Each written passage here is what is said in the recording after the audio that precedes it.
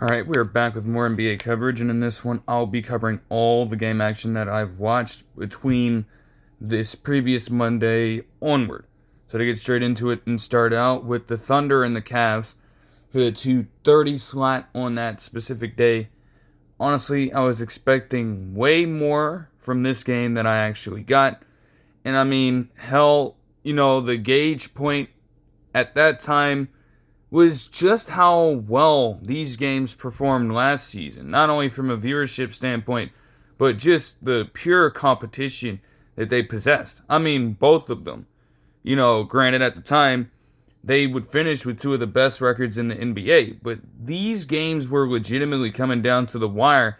If I'm not mistaken, one of them either went to overtime or got as close as possible to going to overtime for at least 2 out of the 3 matchups. Because I know one of them specifically was just a massive, massive blowout. But aside from that, these games were legitimately some great action. Some of the best games from the previous NBA season. And, I mean, you can't have that kind of bias towards the action. Obviously, these two teams are going to look different. And that would become very clear by the end of this game.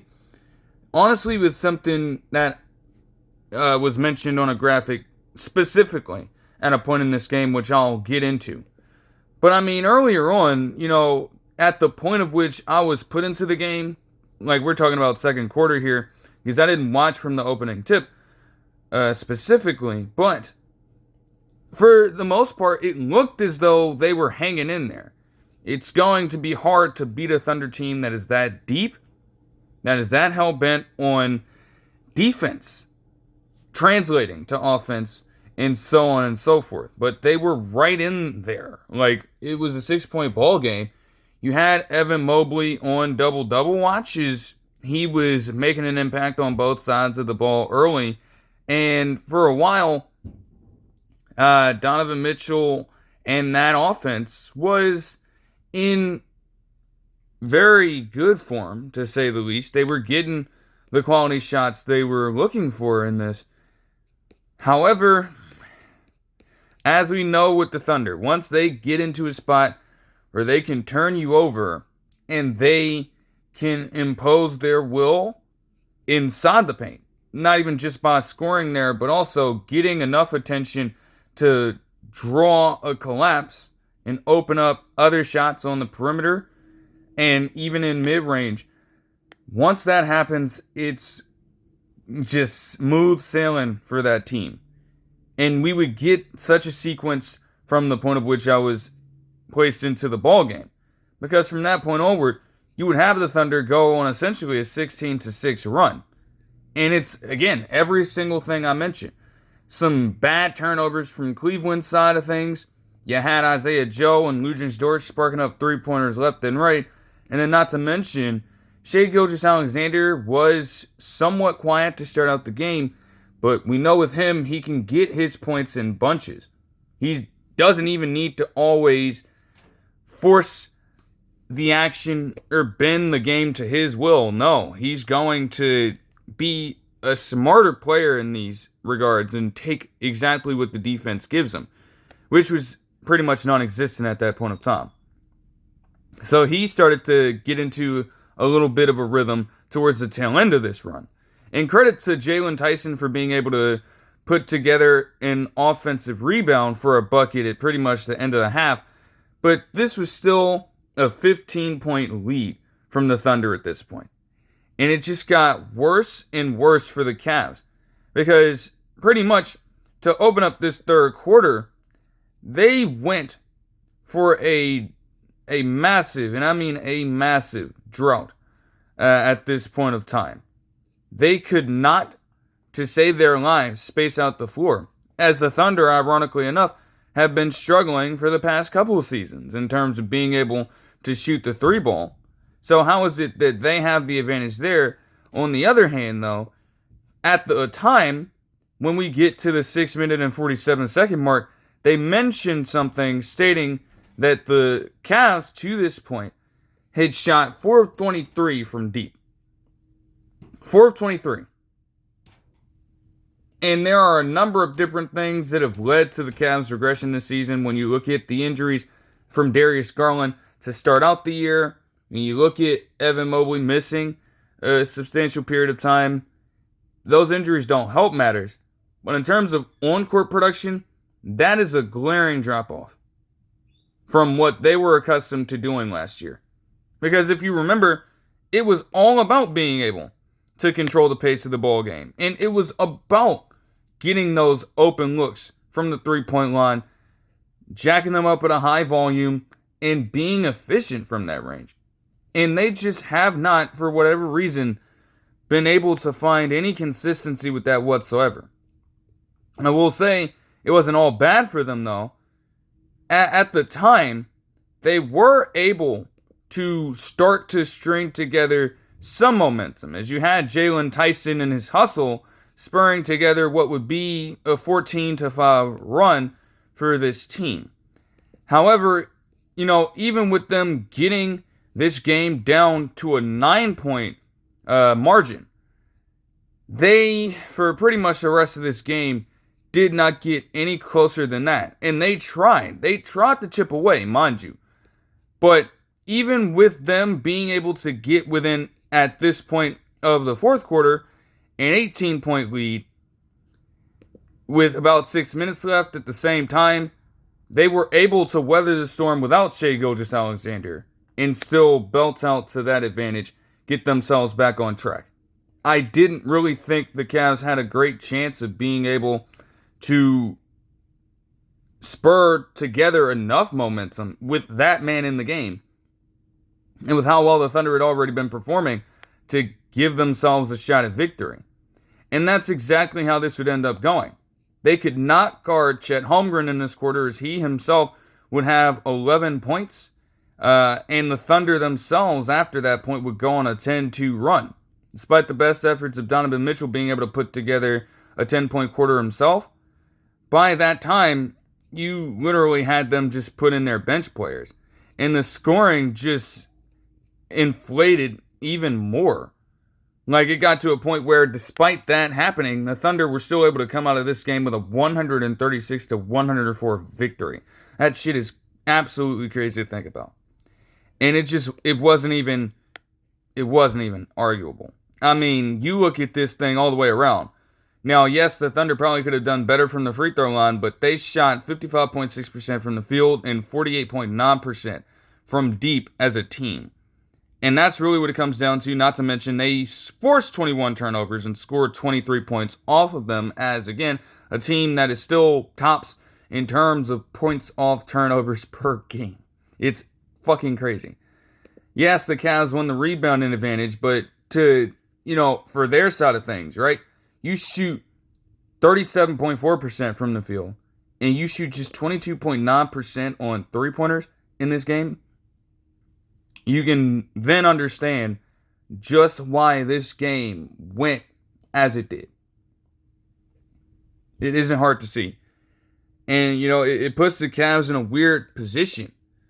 Like, what a way to start out their week. And, a way for me to get involved in that specific game. They're still somewhat okay as of the recording of this video. But, man, I think there might be a little cause for panic, especially if this is a trend that continues for them over this course of time. Granted, you're playing against a team that is the de facto best in the league, so maybe you take some of this performance with a grain of salt, but at the same time, there were a lot of erroneous mistakes in this one that have to be corrected in some fashion for this squad. As for the numbers, really quickly, Shai Gilgeous-Alexander would have a 30-point and 3-assist game on 12 of 20 shooting. Chet Holmgren would have 28 points and 8 rebounds on 11 of 16, shooting with 4 threes.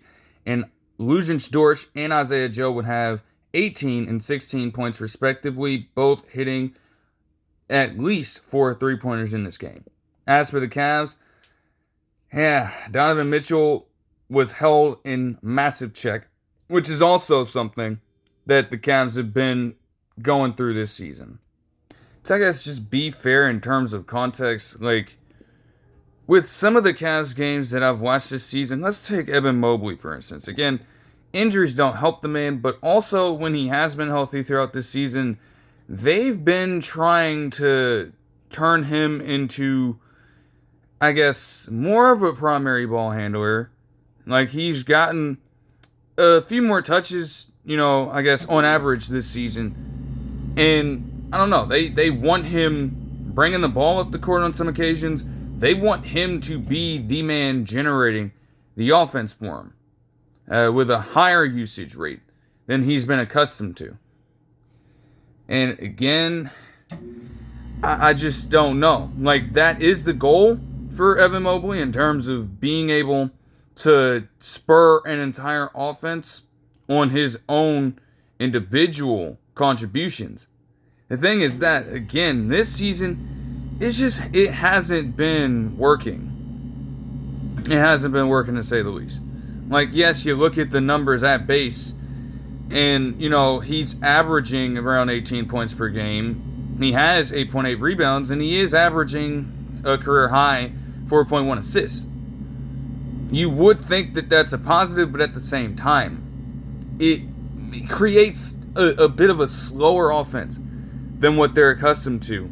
And when you combine all of that, understanding that the man was coming into this as a potential weapon from deep, they've been trying to develop that over the years as well, and he's also dropped down, across the 40 games he's played in, to just 30.9% shooting from the field. So you take all of that into account, with the fact that another primary ball handler in Darius Garland has still been out for this much time as he's been re-injured to this point. It puts even more of a burden on Donovan Mitchell at this point, to where, just like it was in the playoff series against the Pacers, just like it was at multiple points last season even, with some of the games that they played and again were able to get away with because of the depth that they had on the roster, it's almost like it's Donovan Mitchell or bust, or truly. It doesn't take a rocket scientist to figure that out. But again, from the Cavs' perspective, if you're going to keep finding yourself in that situation, you may want to see exactly what it's going to take to build around that caliber of player. For the moment, you're going to have all these other guys missing time. Because from his standpoint, Donovan Mitchell probably would want it on his shoulders. But in a game where he shot 5 of 18 from the field and had just a single three-pointer made on 9 attempts, at some point, you have to have the ability to spread the ball out, alleviate his burden a little bit, and help him take, more high percentage looks at times.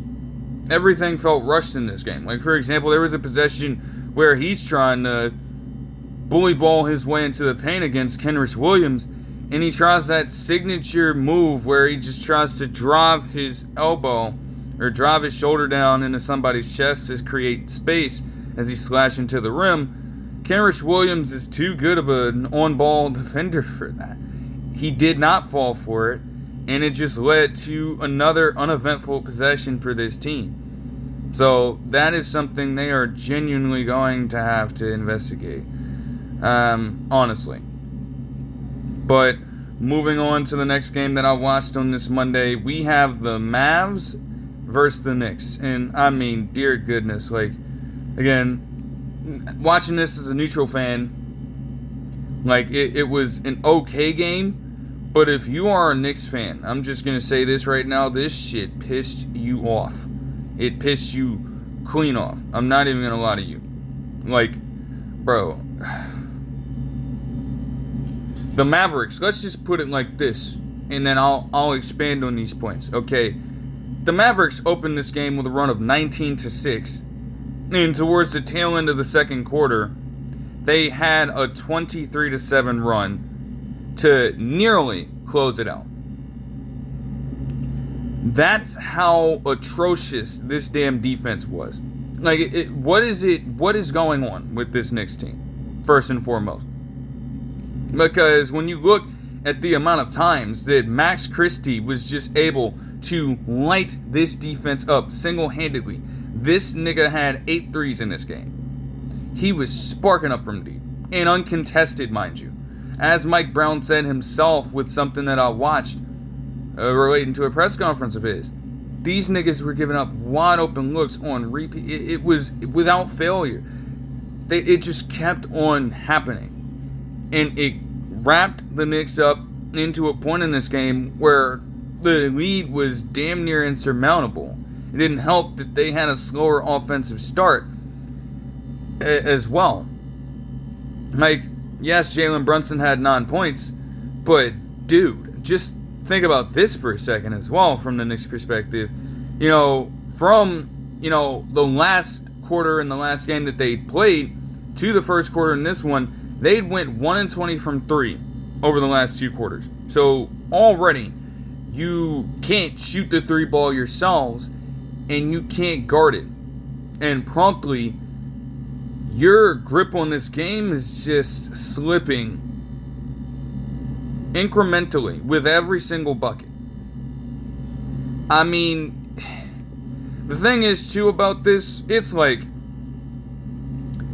the Knicks as well, they granted had been playing a back-to-back. And I saw something pretty damn revealing, towards the tail end of this game. Or at least I'm thinking that it's this one. Let me see. No, I was confusing it with a different one. But okay, there were, points in some of their previous games where you had Josh Hart, I think, at a point just gasping, breathing, or attempting to breathe for air at that point. And I'm like, damn, he's panting out like that. Man who has literally been an Energizer Bunny for them in pretty much any role he's played for this team is going out like that. It's pretty damn revealing. And that kind of exhaustion can kick in for you. Maybe that was a part of, some of the things that might have happened in this game. But when it gets to this stat line specifically right here, because at half it was already bad, but in totality, a championship caliber defense that wants to make it difficult on other teams. You're not going to stop an offense on every single possession, right? But it's all about the grit and grind. You are trying to be as physical and as imposing as possible. That's why they're so proficient in offensive rebounds coming into this game. That's why individually, like some of their defenders, when you look at Mikal Bridges, when you look at OG Anunoby, when you look at Josh Hart, they do well in those situations. And it flows so well within the confines of the team scheme when they are firing on all cylinders. When they aren't, especially in this game, it looks ugly. You'd think, again, with you being on track to compete in that manner, near the top of the Eastern Conference, yes, it's still somewhat early in the season, but we're at this point pretty much at the halfway point, a little over it. So to have lapses like this where you are just giving up open look after open look, and again, some of that is late rotations, but a huge chunk of that came down to just how many times the Mavericks, after rebounds and a few turnovers, were able to just run the entire floor. Like, I think there was a situation where you had Cooper Flagg, or maybe a different player in this case, just run coast to coast off of a rebound. Unaccounted for. Without any resistance whatsoever for a free bucket. And there were other situations where you don't have a set defense at all. Christie and others, even Najee Marshall to an extent, taking advantage of numbers on that side of the basketball and finding the open look to cash in another shot. Like, this game was legitimately at halftime a 75-47 lead, in favor of the Mavericks at this time.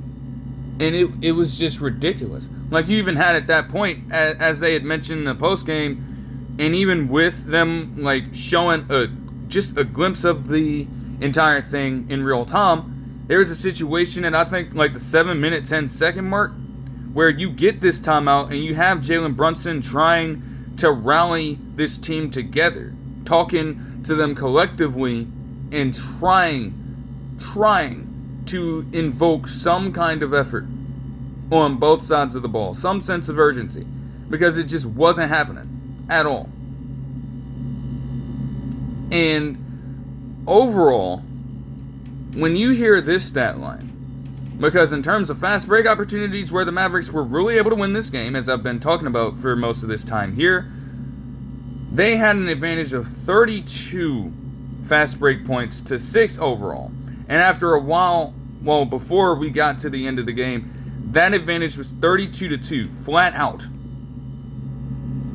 Against this kind of defense, trying to level themselves up after last season's exit in the Eastern Conference Finals to try to become a championship-worthy team, and you're performing like that against the Mavericks team that had been struggling for the first few games offensively to where they were one of the worst relative offenses in NBA history.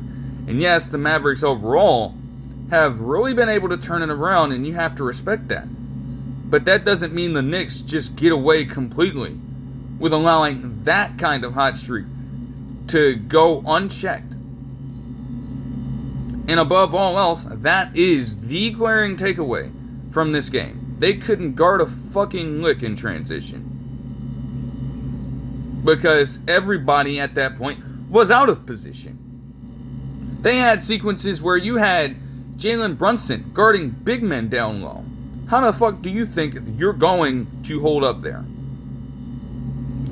Is there no effort to try to hide Jalen Brunson in those situations? And again, if they had a much cleaner defense over the stretch of time, they wouldn't be able to get away with that so much, opposing offenses. However, on another note, to, briefly, touch up on the Knicks before getting into the Mavs perspective fairly quickly here. Yes, the Knicks were able to start off the third quarter relatively well. After a while, they slowed that scorching hot Mavericks offense down, and they were able to get themselves back into the game. We went on, they marginally began to trim the lead down, and before you knew it, they went on a 13-4 run. Like, this game, after a while, it was down to as low as 15 points. But again, you put yourself into that much of a hole early on. There wasn't much that you could do if you didn't completely just put things to a halt on that other side. And that's not how it goes all the time. So the Mavericks would end up winning this game 114-97, I should say. And I guess in this game, Max Christie again lighting it up. By far the leader of this team. 26 points with those 8 threes and 6 rebounds. Najee Marshall had 19 points, 8 rebounds, and 4 assists on 7 of 18 shooting. And Cooper Flagg also had 18 points, along with 7 rebounds and 3 assists on 7 of 14 shooting with a single 3-pointer. Klay Thompson also had 4 3-pointers. But from the Knicks' perspective, yes, Mitchell Robinson had a double-double off the bench, and Jalen Brunson did struggle, having 22 points, but needing 24 shots to get to that point, along with 6 assists and 2 turnovers, and just a single 3-pointer. However, my focus, even with Karl Anthony Towns being able to put together a 22-point, 18-rebound game, like this shit has to be studied, because I just don't know what it is with him. I genuinely don't. Like, this nigga, bro. The amount of times that this man was just committing some of the dumbest fouls. Like, it never fails. It never fails. And to think that there were sequences that he got away with And that's where this team also is just like, what the hell are y'all actually doing out there? Do y'all seriously want to win these ball games at this point? Because we have Karl-Anthony Towns, rather than legitimately trying to play defense, and rather than legitimately attempting to be a presence on the interior when it comes to post moves, and, I guess concentration in that area of the court, he's been struggling from that range all season long. And rather than trying to harness that energy in this game on both sides of the basketball, this nigga's out here kicking Dwight Powell in the nuts on at least 4 different fucking occasions. And I'm like, at one point, okay, maybe it's an accident. Then you get to one of his next ones, and this nigga, rather than attempting to actually make the shot, he takes a fucking step back jumper from the corner with the most awkward windup and base shot, okay? He leaps up into the air, tries to go for it from the side, and then for whatever reason just kicks Dwight Powell straight in the fucking nuts, man. Straight in his balls. You know that nigga is feeling that. Still, to this point, as of the recording of this video. It's like, why resort to that? And I don't believe that they called that foul. Like, he got away with multiple of them. And it got to a point where I'm like, Dwight Powell, yes, Dwight Powell's not very good, but at a point you have to commend him for hanging in there. Because I'm not going to lie, the entire team was roughing his ass up. And then you get into a situation where you have to deal with Karl-Anthony Towns consistently doing that to you and resorting to that rather than actually trying to play basketball. So it's like, what is it? What are you trying to accomplish on the basketball court? All this stuff with kicking niggas in the balls. Meanwhile, you are still facing this large deficit. And as they were trying to come back in this game, ironically enough, he wasn't much of a factor. He had to get pulled from this game because he was that much in foul trouble. Like, this nigga kicks Dwight Powell in the nuts again, and Dwight Powell, with instant karma, immediate karma in fact, got his ass right back. Then Karl-Anthony Towns wanted to fucking complain. It's like, nigga, you're just doing dirty shit out there. Like, again, it's one thing to do that just one time. 4 separate times, maybe even 5, in the, realm of this specific game. What the fuck are you doing at that point? And again, ironically, as a result of all that, again, they could not even afford to play him down the stretch of this fourth quarter. Do you know how revealing that is? It wasn't like him playing was going to do much for their defense anyways, because similar thing there. You had Musa Zize for the Mavericks be able to make an impact on this game somehow. On him and Mitchell Robinson for that matter. In fact, they tried to hack him down the stretch to force him to shoot free throws. He did okay, but again, you still weren't close enough to really make that mean much of anything. So the Knicks, they're still a team that is near the top of the Eastern Conference. But, over these last few games, it's very clear they've been trending in the wrong direction. Like, they are the 4 seed, so that's somewhat fine. But, you are barely scraping by right now. That defense is abhorrent. And you need to be able to turn this around. Like, shit, when you see just how good some defenses can be in terms of other teams in their own conference, look no further than this next game to segue into that between the Celtics and the Pistons. The, opening monologue in terms of the presentation of the game from Dominique Wilkins put it, this specific MLK Day, yes, these first 3 games were a part of that, of course. I didn't watch the full slate of the 5 games that they had. I wasn't able to.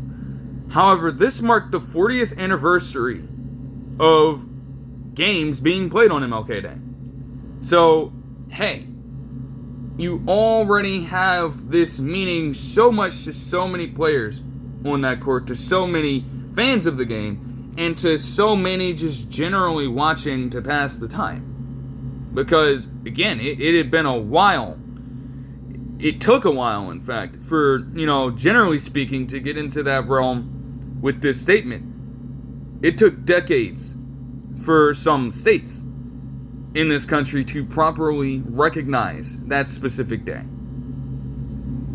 And again, you look at Arizona specifically, as they put it, the fact that games were sanctioned by the NBA to be played on MLK Day before Arizona would legally recognize that day in their own country is crazy, for context.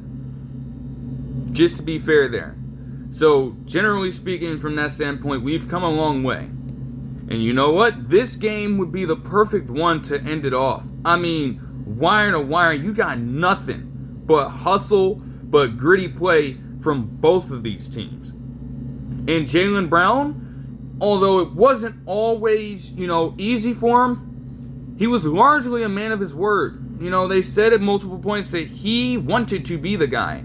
Or he said that he wanted to be the guy to be guarding Cade Cunningham on this particular night.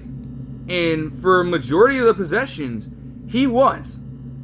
Cade Cunningham, when you look at the game, he struggled mightily to find his own shot. The thing with the Pistons is that even when he isn't generating those shots for himself, he is such a great distributor of the basketball that he essentially generates all their offense when he is on the floor. Jalen Duren was able to eat off of multiple lobs in this game, and you had guys like Tobias Harris even, who weirdly enough, as they mentioned at a point, he was getting so many looks in the post. They mentioned that he had a 58% accuracy rate on post shots across the entire season. Like, it's crazy that this man Tobias Harris is still out there performing in that way. And although it's a little cherry picked, they mentioned that he's been a consistent double-digit scorer for all this time since he's been in the league. And I mean, hell, if you're going to keep giving him those high percentage looks from down low, and again, legitimately matched up against anybody, it didn't fucking matter whether he was facing off against a good defender or not. The shit was weirdly just money. So that was fucking crazy. And I mean, hey, you get further and further into this game, and before you knew it, Jaylen Brown himself was able to take over this game immediately, getting himself 13 points in the first quarter.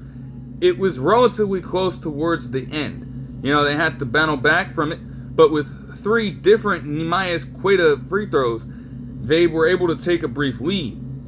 And then the Pistons started to turn up the physicality.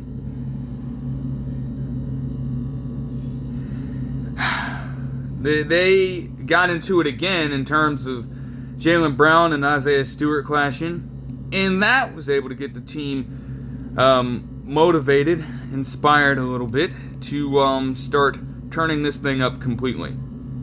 It's always been the same way for the Pistons in this situation. They were able to go on a 14-4 run, and Cade Cunningham himself was able to start becoming a little bit aggressive. He would get himself 8 second quarter points. Like, if you're going to match up, for example, on one of the buckets, you have Peyton Pritchard trying to guard him. Good luck. Good luck with that. That's not going to work.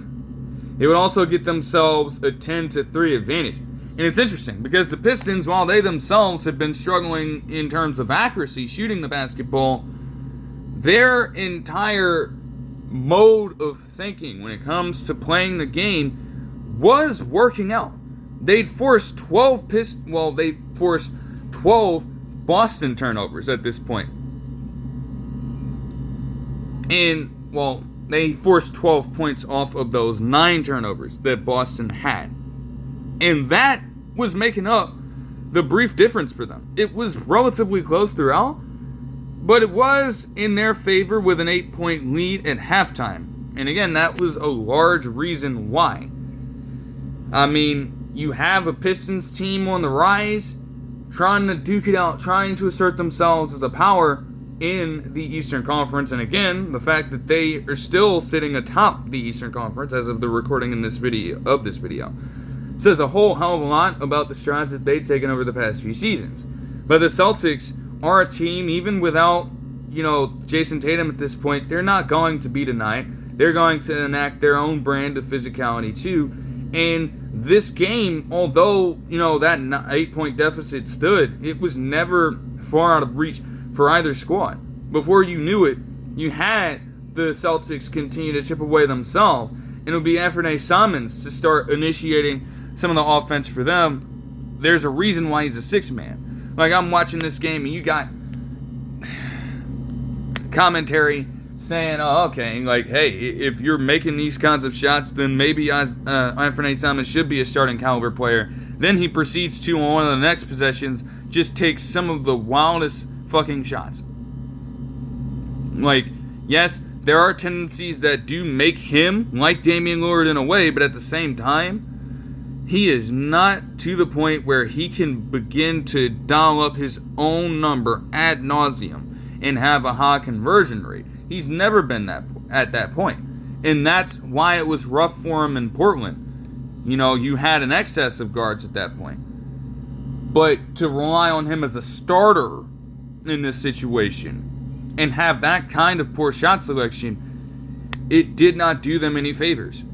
So this is why he's put in as that kind of spark plug off the bench. Again, he's on the last year of his contract that he got in Portland. So, this could be decision time from their perspective if they want to retain his services. Like, he's not a bad player by any means. But, you better understand that you are probably not going to be getting a starting look here. And again, especially when you have your full roster ready to go. There would not be any room for him to start. But I digress from that point.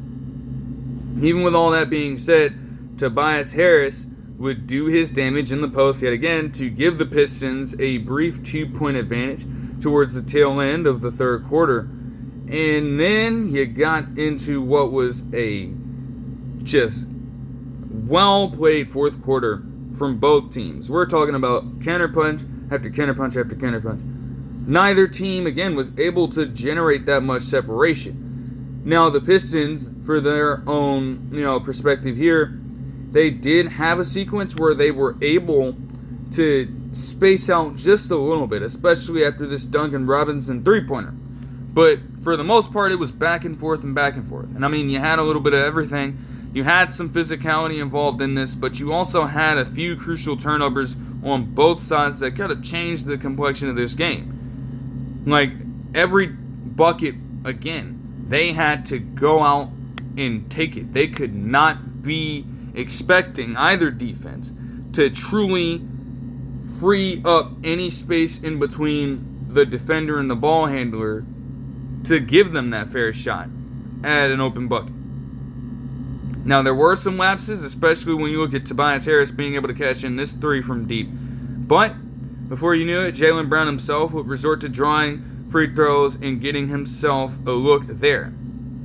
It was almost to the point of being a bit of an insurmountable lead after you had Tobias Harris cash out once more on a completely broken play, if I do say so myself. Like, as I was saying, as I had said in my notes, it was going to be a photo finish, and you expected that. It looked as though Tobias Harris had the final say. But that would change, and I mean pretty quickly. You had Jaylen Brown start to take over late, and he himself would go on a 4-point personal run. But ultimately, the one thing that hurt the Celtics here, and I guess you could say the entirety of the game when looking into that, they'd won the battle in terms of overall rebounds, and they had the advantage in offensive rebounds. However, their lead, their advantage there was much better in the first half. They tailed off slightly in that regard when it came down the stretch, and this would hurt them. This would hurt them, because they forced the miss that they needed to on this specific play, yet they allowed Duncan Robinson, of all people, to fly in for a rebound, get it back, and force them to take even more time off of the shot clock. The Celtics would get the ball back. They'd get a chance down by one to either win the game or maybe send it to overtime, depending on how the Pistons were feeling about, fouling. They could not afford to do that. So you knew that wasn't going to be easy. They took the timeout to draw up a proper play to get at least one of their guys going. And I mean, hell, when you look back at this play, it was the right call. I mean, Jaylen Brown essentially was going right at Caris LeVert in the mid-range area. He had to fade away a little bit, and he almost made it. It rimmed out. It rimmed the fuck out. And the Pistons won in a close bout with the Celtics with a 104-103 result. Truly a well-played game from both sides. Like, I have absolutely no complaints about it from that perspective. You got tough play from two teams that are, again, two of the top powers, if not the top two powers, when looking at conference record here in the Eastern Conference. And it lived up to its billing fully. Jaylen Brown in this game had 32 points and 11 rebounds along with 2 assists on 11 of 28 shooting. Peyton Pritchard had 17 points on 5 of 8 shooting with 3 threes, and Sam Hauser added 16 points and 5 rebounds on 6 of 9 shooting with 4 threes. Did not help as well that Derek White, and this has been the case with him over the past few games, he's just struggled to really be efficient from the field and all. Like, 1 of 11 in this game, when looking at just how close this was, I don't know. It's kind of hard to, say that he was the sole reason, the sole contributor to their loss here. It was still close without him going truly crazy and being that effective from the floor, but at the same time, that is just a glaring problem to have there. As for the Pistons, again, Cade Cunningham had 16 points and 14 assists for a double-double, but only shot 4 of 17 from the field, did not make a single three, and had to rely mostly on free throws to get the job done. However, everybody else ate. You had Tobias Harris put up 25 points on 11 of 20 shooting with 3 threes. You had Jalen Duren log 18 points and 9 rebounds on 8 of 12 shooting, and you also had Duncan Robinson go off for 15 points with 5 three-pointers in this game to give the Pistons the win. But moving on to the Tuesday action, and starting out with the Rockets and the Spurs. Man, this game was already very intriguing for a somewhat unrelated reason in terms of the basketball itself.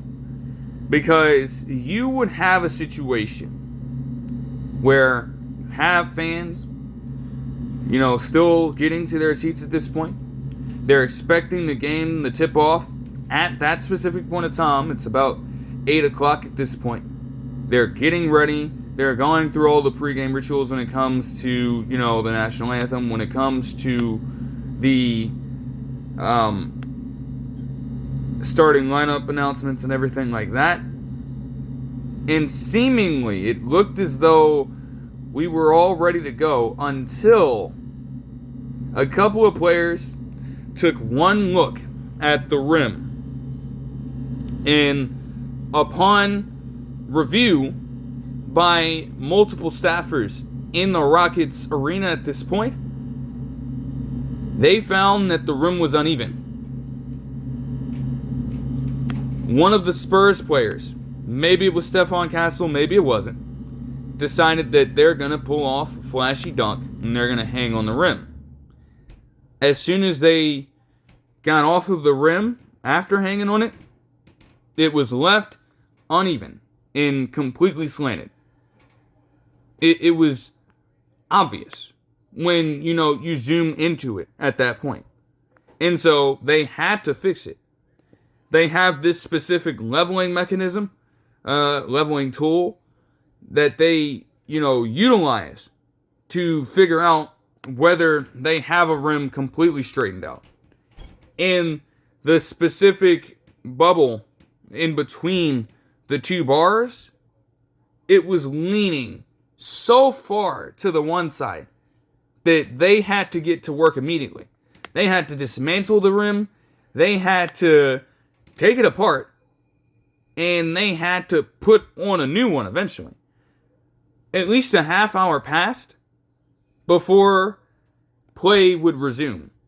Because at that point, they would get one back up eventually. But they also had to give the Spurs an opportunity to warm up on the court. Because after a while, they resorted to just having, different exercises and everything like that near the locker room. They did not want to have any, issue with being out on the court at that point. And the Rockets themselves were still, practicing as well. But the game at about 8:30 would finally get underway. And from the onset, man, hey, you had Schengen immediately trying to stick it to Wembanyama. This man straight up bulldozed him in the post and was able to get a floater uncontested for one of his early looks on the night. Now, that wasn't always consistent, but it's interesting when you have something like that happen. The main thing that was going right for the Spurs in this one, despite this first quarter being as close as possible for, at least the first 7 minutes, like the Rockets were definitely competing out there on their own end. But, man, the show stealer was Julian Champagnie. They mentioned at a point that he had already set the record for most points without a 2-point field goal conversion in NBA history with 36. He had previously passed Davis Bertans' record in a game in 2021. And with 15 first quarter points. Because after a while, it's just like the Rockets. You figure that he's shooting that hot from out there. They weren't putting a body on him. They weren't contesting those looks. So it's like, you know what? Okay, fuck it. If he has a shot, we're going to keep on giving him the ball. And he was converting on them at such a high clip that it ultimately allowed the Spurs to give themselves a brief, edge there. However, towards the tail end of the first quarter, they themselves would go on what would be a 17-6 run as De'Aaron Fox himself would start to heat things up, giving himself tremendous looks from deeper range. Because, after all, that is the allure of the Curry brand. And, as a signee, he had to put that shit on full display, giving himself a good look on a step back of all shots. And again, you're looking at De'Aaron Fox. This man has never really been proficient in terms of three-point shooting. But you can say that over the past few years, he has been ascending in that territory. And to have that kind of efficiency right out of the gate is pretty damn interesting, to say the least. You look at the second quarter, and man, I ain't even gonna lie to you, bruh. This shit was just unfair. Now, again, this isn't every single thing about this particular game, but I'm watching this play unfold. And you have Victor Wembanyama get the ball where he typically want to operate, okay? This man, bro, because Clint Capella, we understand that he's going to be a guy who protects the rim at a high clip. Truly. We understand that.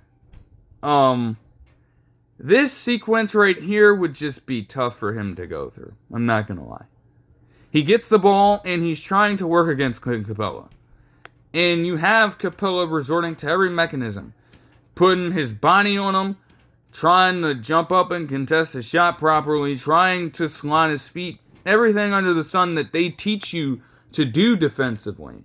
To slow offensive threats like that down. It seemed like it was working for a little bit. Until Wembanyama got out of the post and started to dribble. When I say that he treated Clint Capella like a little boy, I mean that shit. He treated him like his son. Capella's doing all this jumping repeatedly, trying to scare Wembanyama off. And in the midst of all that, Wembanyama still takes his fucking right hand, jumps up and slams it over Clint Capella for the bucket. Like, at that point, I'm like, damn, even Champagny had to just like, man, that was just so atrocious, dude. Like, you could not make that shit up, man. The Rockets, though, would still, despite all of that, bounce back into this a little bit. For one, they had struggled to get Kevin Durant involved all that much. He had like 7 points at halftime, if I'm not mistaken, and he wasn't even attempting that many shots from the field. So, I mean, that was the plan for the Spurs as well. You know, as much as other teams would try to deny Wembanyama the ball, at the same time, we understand what Kevin Durant can do as a solo ISO scorer for this Rockets team to open things up for them. We take him out of that element and we force another player to take over in that regard. There's a much greater chance that they aren't going to be able to pull that off, maybe outside of Alperen Sengun. So, in doing that, the Rockets struggled to find their footing early. Also, mind you, as well, the ebbs and flows of a basketball game can always be fluctuating. And the Spurs, since September 15th, they'd had one of the worst shooting streaks in terms of field goal percentage from deep out of any team in the league. This night, the way that had been starting it, even with Julian Champagny doing what he was doing, it was an outlier, an anomaly from everything else that they'd been doing to that point. And fittingly enough, as the Rockets started to tighten up out there, started to, force tougher looks from there, outside of still allowing Julian Champagny to get a few open three-pointers every now and then, they started to cool him down. And with them also being able to involve not just Kevin Durant more, but also have Jabari Smith Jr. get some great looks to go, with having Alperen Sengun operate from the post himself, with the baby Jokic mentality that he has. And even with Reed Sheppard in between the third and the fourth quarter going on a complete tear. It's been interesting because Reed Sheppard, again, has not been the most proficient guy on the basketball court. He has been struggling with efficiency. He has been struggling with accuracy at the free throw line, in fact. And, multiple teams have been hunting his ass defensively. So he's gone through the ringer this season. Again, though, with what's happened, they've had no choice but to go out there, but to play him and cast him into the fire. And I can even allude to that with one of the recent Rockets games that I watched. You have all that going down, and still, he put together a solid stretch of play in the second half. You would have the Rockets go on a 15-2 overall run as the third quarter would translate over into the fourth and roll over there. And this was largely with Reed Sheppard being a factor. It wasn't just him scoring. Like, he was setting up his teammates nicely, whether it was KD getting in there and, having one of his signature looks, whether it was him lobbing it up to the big man, and whether it was him, again, just being an elite ball distributor, putting their teammates, his teammates, in the positions they wanted to operate from to get their shots to go. Like, truly. I also had him, when we got closer and closer into clutch time, this man would just start rattling off bucket after bucket. And before you knew it, he had himself 12 points in the fourth quarter to start to lead this unit. And it's crazy. Again, second-year guy struggling to really establish himself for a while. But again, when they're calling on him to step it up, he more than chipped in his own weight. And as hot as the Spurs were rolling, they faced a tremendous drought. They faced a tremendous drought when looking at this fourth quarter as well. Because, yes, a 15-2 overall run for the Rockets is pretty sound on their end. But even if you have a few responses here and there, you can probably overcome that. right? Well, for the Spurs, when you look at this bucket from Dylan Harper, and I have to go all the way down for this one, Dylan Harper's look on this layup to increase their lead briefly to 94-91, because they'd been up again by more than double digits at this point, and the Rockets were able to get themselves within a single point. A valiant effort from that squad. And it shows you just how good both of these two defenses can be, by the way. We've understood that. But when looking at the Spurs from that layup from Harper, as good as it looked, it was the first bucket they'd gotten in 7 minutes of game time. And I'm talking about a true field goal. I'm not talking about free throws. They were on a massive drought in that front, which also allowed the Rockets to come back mightily. And again, ramping up the defensive intensity is also going to help. But man, if you are going to miss that many shots in a row and allow a team to creep back in like that, this game was going to get dangerous for them. And promptly, that's exactly what ended up happening. Again, Reed Sheppard continued to go on this tear, and he himself, with a personal run of at least 8 points, was able to not only take the lead back for the Rockets, but also force an instant timeout.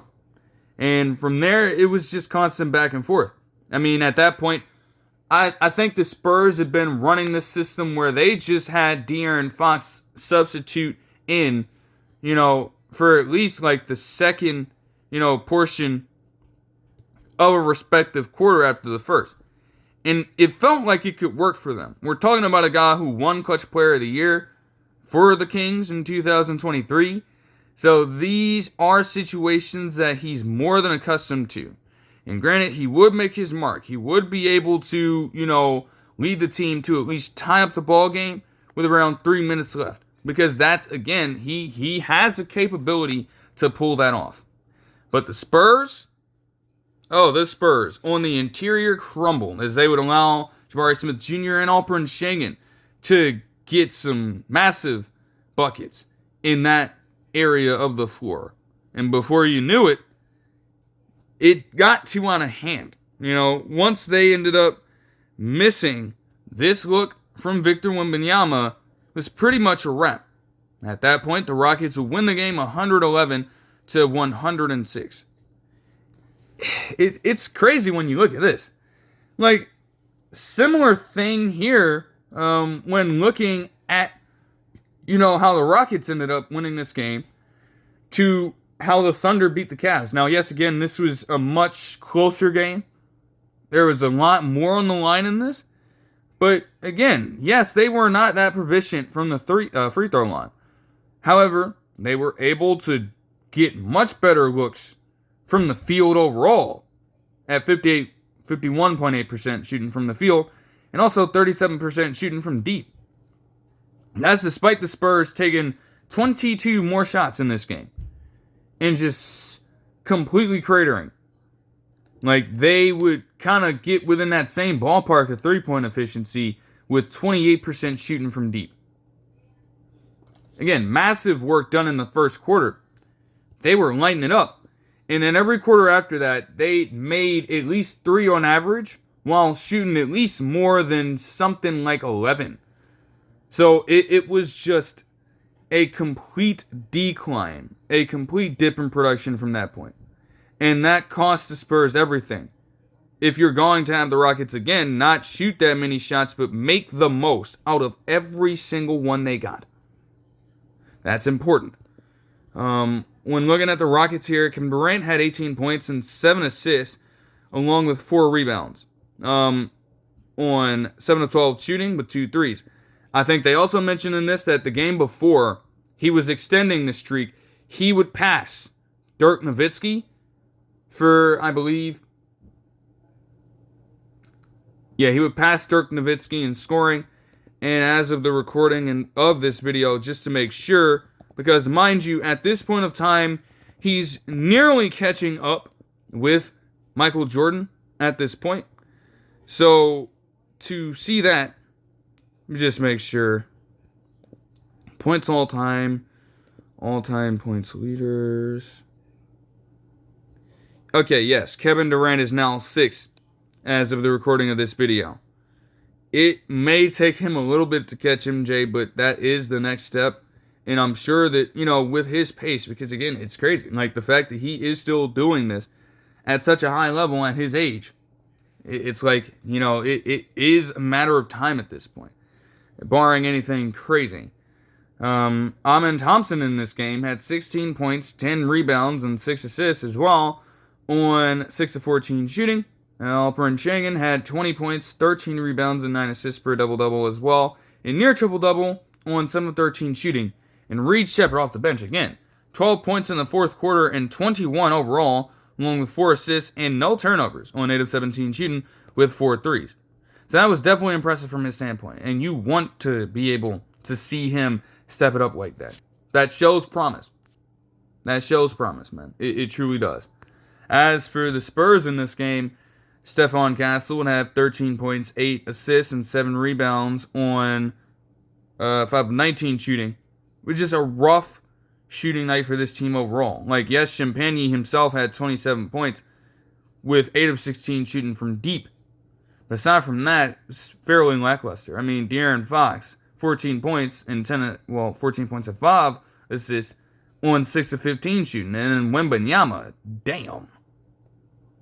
14 points and 10 rebounds on 5 of 21 shooting without a single three.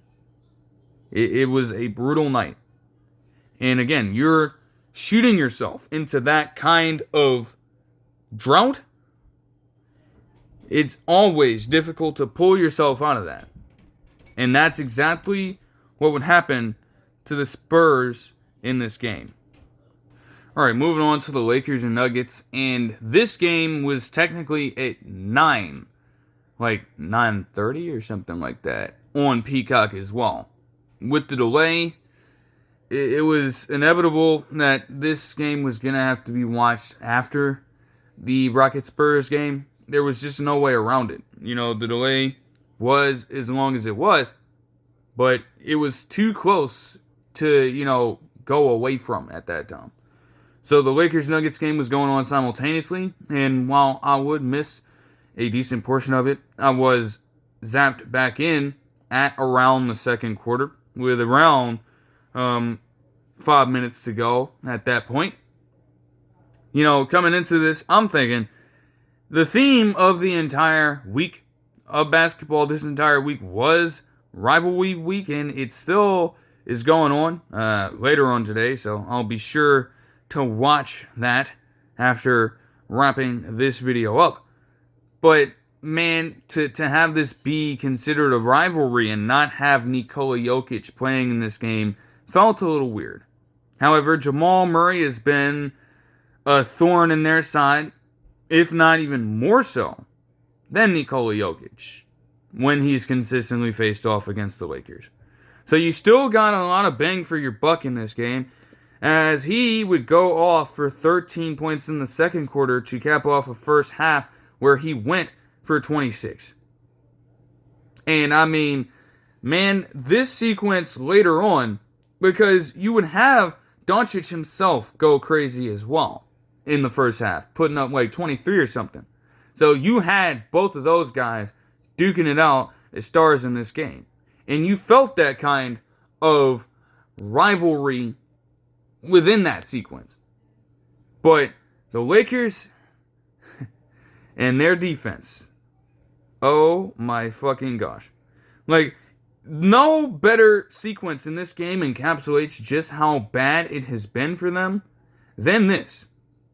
They score 8 points in a matter of 34 seconds, unanswered, the Nuggets do. With Peyton Watson, before we even get to that buzzer beater from Jamal Murray, being able to cash in a three-pointer from the top of the key. And then before that, you had Aaron Gordon throw down a reverse lob. With both of, I think Hachimura was in the area. I think Hayes is in the area. Man, you had all that go on in less than a minute of time for the Nuggets to have the utmost feeling of momentum going into the next half. Even if the game was close, it's like, damn. Like, come on, dude. You just can't have that. And it felt like the Nuggets could keep it, going, this was sustainable for them in a way. They started out the third quarter just as well. You had Peyton Watson go off for 6 points early.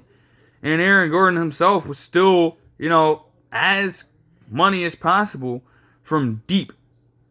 I mean, the Nuggets as well, when you look at it, at this point, they mentioned a graphic stating that the Nuggets had just one turnover at this point. And that would promptly happen before, I believe it was Spencer Jones that turned the ball over, unfortunately. But just a single turnover. So again, you're the Lakers in this situation, and you're not guarding up on these shots. You're allowing backdoor cuts, and you are not forcing turnovers on a Nuggets team not led by, obviously, the best facilitator in the game in Nikola Jokic. Recipe for absolute disaster in that regard. And it was looking that way for a while until they started to clean it up. The Nuggets had a timeout in the midst of all this as they were feeling a little bit of the heat, but in a hurry. Because, granted, you had to kind of rush this. Doncic and those boys, they were spurring back. They got themselves a 15-2 run. And Laravia himself was also getting activated, getting himself a dunk within this sequence. On a dom from LeBron, to be completely honest with you. As they started to get closer and closer in this game, it would go down to at least a 3-point ball game. And the, Nuggets, after being seemingly invincible for the first half of this ball game, now they were struggling to generate offense. They had just 17 points in this period. And again, even when Jamal Murray was on the floor, they were forcing the ball out of his hands. He was far from effective in the second half overall, period. And by phasing him out of the game, by forcing guys who may be inexperienced, with some of the supporting cast out there to take over and try to generate offense for this Denver squad, it played right into the Lakers' hands. Because you have bona fide superstars handling that role yourself. But above all else, they would have Drew Timme to open up the fourth quarter, top the ball game for them, interestingly enough. So there you go, right? I definitely knew it was going to be Timmy time at some point. Some of the sequences in this fourth quarter were a little bit chaotic for both teams, to be completely honest with you. But even then, the Lakers, more often than not, were able to shake back from it. Like, just absolute chaos. As you would have Marcus Smart damn near get himself in foul trouble. But you know what? His hustle, as it had done for the Celtics for so many years, it paid off for the Lakers. And he would contribute to a number of timely buckets to continue pushing this lead in the favor of the Lakers, who at a point in this half would go, at a point in this quarter, would go on a 16-0 run. Not to mention that the Nuggets, in the same time span, to coincide with it, whether it be the inability for a shot to fall, whether it be good defense from the Lakers, they did not convert on a single shot in damn near 7 minutes of play. Like, I tracked it at the 6-minute mark, and the time had constantly been ticking up.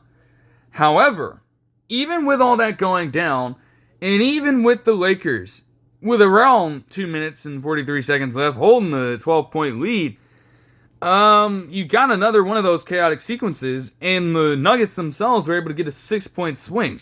So all of a sudden, with around 2 minutes left, this is a 6-point ball game. It felt like the Nuggets had full control of the game and an ability to blow it out. And then just when the Lakers were starting to take it over late themselves, the Nuggets had a last gasp, potentially, brewing for them. It had to be that way, or the Nuggets stood no chance at all. However, you would have Aaron Gordon commit essentially a technical foul at this situation, and it would space out the game even further for the Lakers, as they would ultimately come away with a 115-107 win in what was a strong effort for them, generally speaking. Luka Doncic in this game had 38 points, 13 rebounds, and 10 assists for a triple-double, and an efficient one at that, considering the 3 turnovers he had. He shot 12 of 21 from the field and had 3 3-pointers. LeBron had 19 points and 9 rebounds and 8 assists on 8 of 15 shooting with a single 3-pointer as well. And Marcus Smart had 15 points in the game and 2 rebounds as a starter on 4 of 9 shooting. As for the Nuggets in this game, Jamal Murray, again, after a 26-point half, had just 2 in the second half, converted on a single field goal attempt, and didn't really take a whole lot of shots. So again, credit to the Lakers for being able to completely phase him out of the game. Completely. He had 28 points overall in the night and 11 assists with just a single turnover, which is good, on 10 of 21 shooting with 4 threes. Aaron Gordon himself had 18 points and 5 assists on 6 of 9 shooting with 2 threes as well. I do give respect to the Nuggets in the fact that, again, as of the recording of this video and with one of the recent games as well that I'll get into later, they improved to a 31-15 record after having Jokic be out for all this time.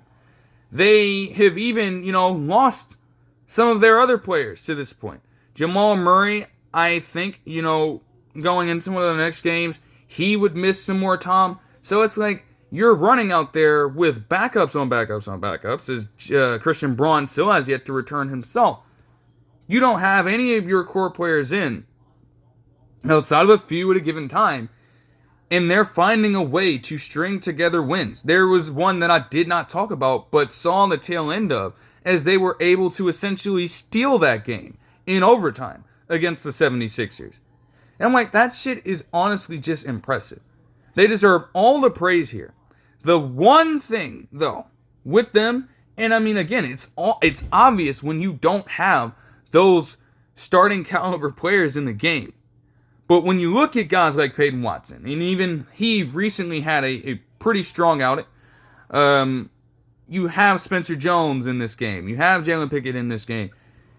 Bruce Brown Jr.'s, again, a solid veteran. Zeke Naji, I don't know what he's doing here, but nonetheless, you look at all those guys, and you think to yourself, the consistency is not there for any of them when it comes to being able to make their own imprint on a ball game. They just do not have that consistency. They don't have that ability to execute on that all the time. Now, again, Watson, had a stretch where he was in the same conversations as Kobe Bryant with a specific milestone. So that, as impressive as that is, again, can you rely on that all the time? Maybe not. And this would prove to be one of those games when Jamal Murray, again, your main facilitator, is not being able to, be made the focal point. You're putting it in the hands of somebody else, and more than likely, they just do not have the capability to perform in that way for this team. And the Lakers, again, in this situation, you don't want to look at it that way. But again, at pretty much every level, they have the advantage in talent. And in that case, the talent of the Lakers, a little more experience from the Lakers, in being able to come back from that deficit would help them to win this damn game. Okay, so moving on to the Wednesday action and starting out with... Hold on, wait a minute. Oh, moving on to the Thursday action. Right, I didn't watch anything on Wednesday. Yeah, there weren't any National Title Pass games there. But starting out with the Mavericks and the Warriors. Okay, so to start out this, they mentioned before the game even took place with a specific stat on their ticker on Prime at this point. Just going all around the bend. Yeah, unfortunately didn't have ESPN, so again, could not tune into any of the games on Wednesday. But you at least have Prime, so they, had this game first on there. And it was mentioned that Cooper Flagg at that point was on pace to lead the Mavericks in points, rebounds, assists, and steals. He is one of the youngest players to do so, along with Giannis Antetokounmpo in 2016, that season that honestly changed the entire trajectory of Giannis' career when looking at that. And also Luka Doncic in 2020 at the age of 22. This man, Cooper Flagg, is still a teenager pulling that off. As crazy as that is, he is also on pace to do what MJ would do for an entire season, because Michael Jordan is currently the only man in 1984 to have rookie status and lead the team in points, rebounds, assists, and steals for an entire season. So, that's impressive territory to be in. However, when it comes to this game, it was not specifically just about him. It came down to just how much control the Mavericks were able to impose in the paint. Just how much. And I'm talking all over the board, man. You look at rebounds, man, and again, I'm watching this, I'm like getting pissed off as a Warriors fan with the amount of shit going on here. They dominated in that front. You know, it was Flagg securing rebounds, it was Marshall securing rebounds, it was Powell securing rebounds.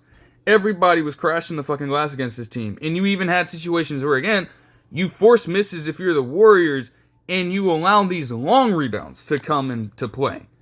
And the Mavericks convert off of those opportunities. They have 54 damn rebounds in this game and 11 on the offensive side of the ball. Not to mention, when it came to what they were doing inside the paint, the advantage wasn't much when you look at the, final box score. But at the same time, watching it live, it just felt like they were making everything from there. It was Najee Marshall getting in there.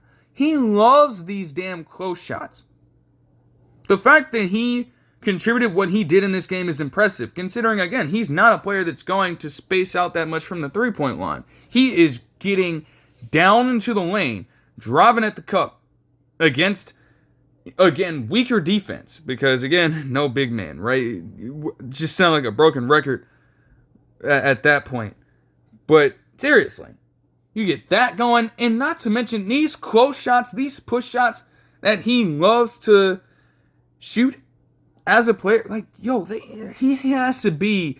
I don't have the ability to look at the database that would, tell me those numbers specifically. But he's got to be in a high percentile in the NBA when it comes to this efficiency in getting shots around the rim in those areas of the court. Because, he was damn near automatic from that range. Damn near automatic. And then not to mention Brandon Williams. You get to a point, if you're the Warriors, where, they go on a solid enough run to get themselves back into the game. They had a 14-3 run at a point. And then you also had a situation where, let me see. Yeah, it's like you get near the end of the first half, and the Warriors are starting to chip away.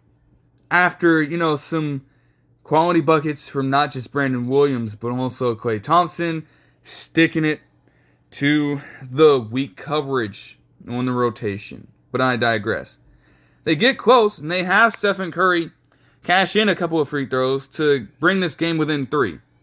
All night long, Brandon Williams was just able to utilize that speed and, again, just catching players dazed and confused, staring at nothing, seemingly, and got himself into the paint at will, while also, again, being able to take it up against the big men that they did have.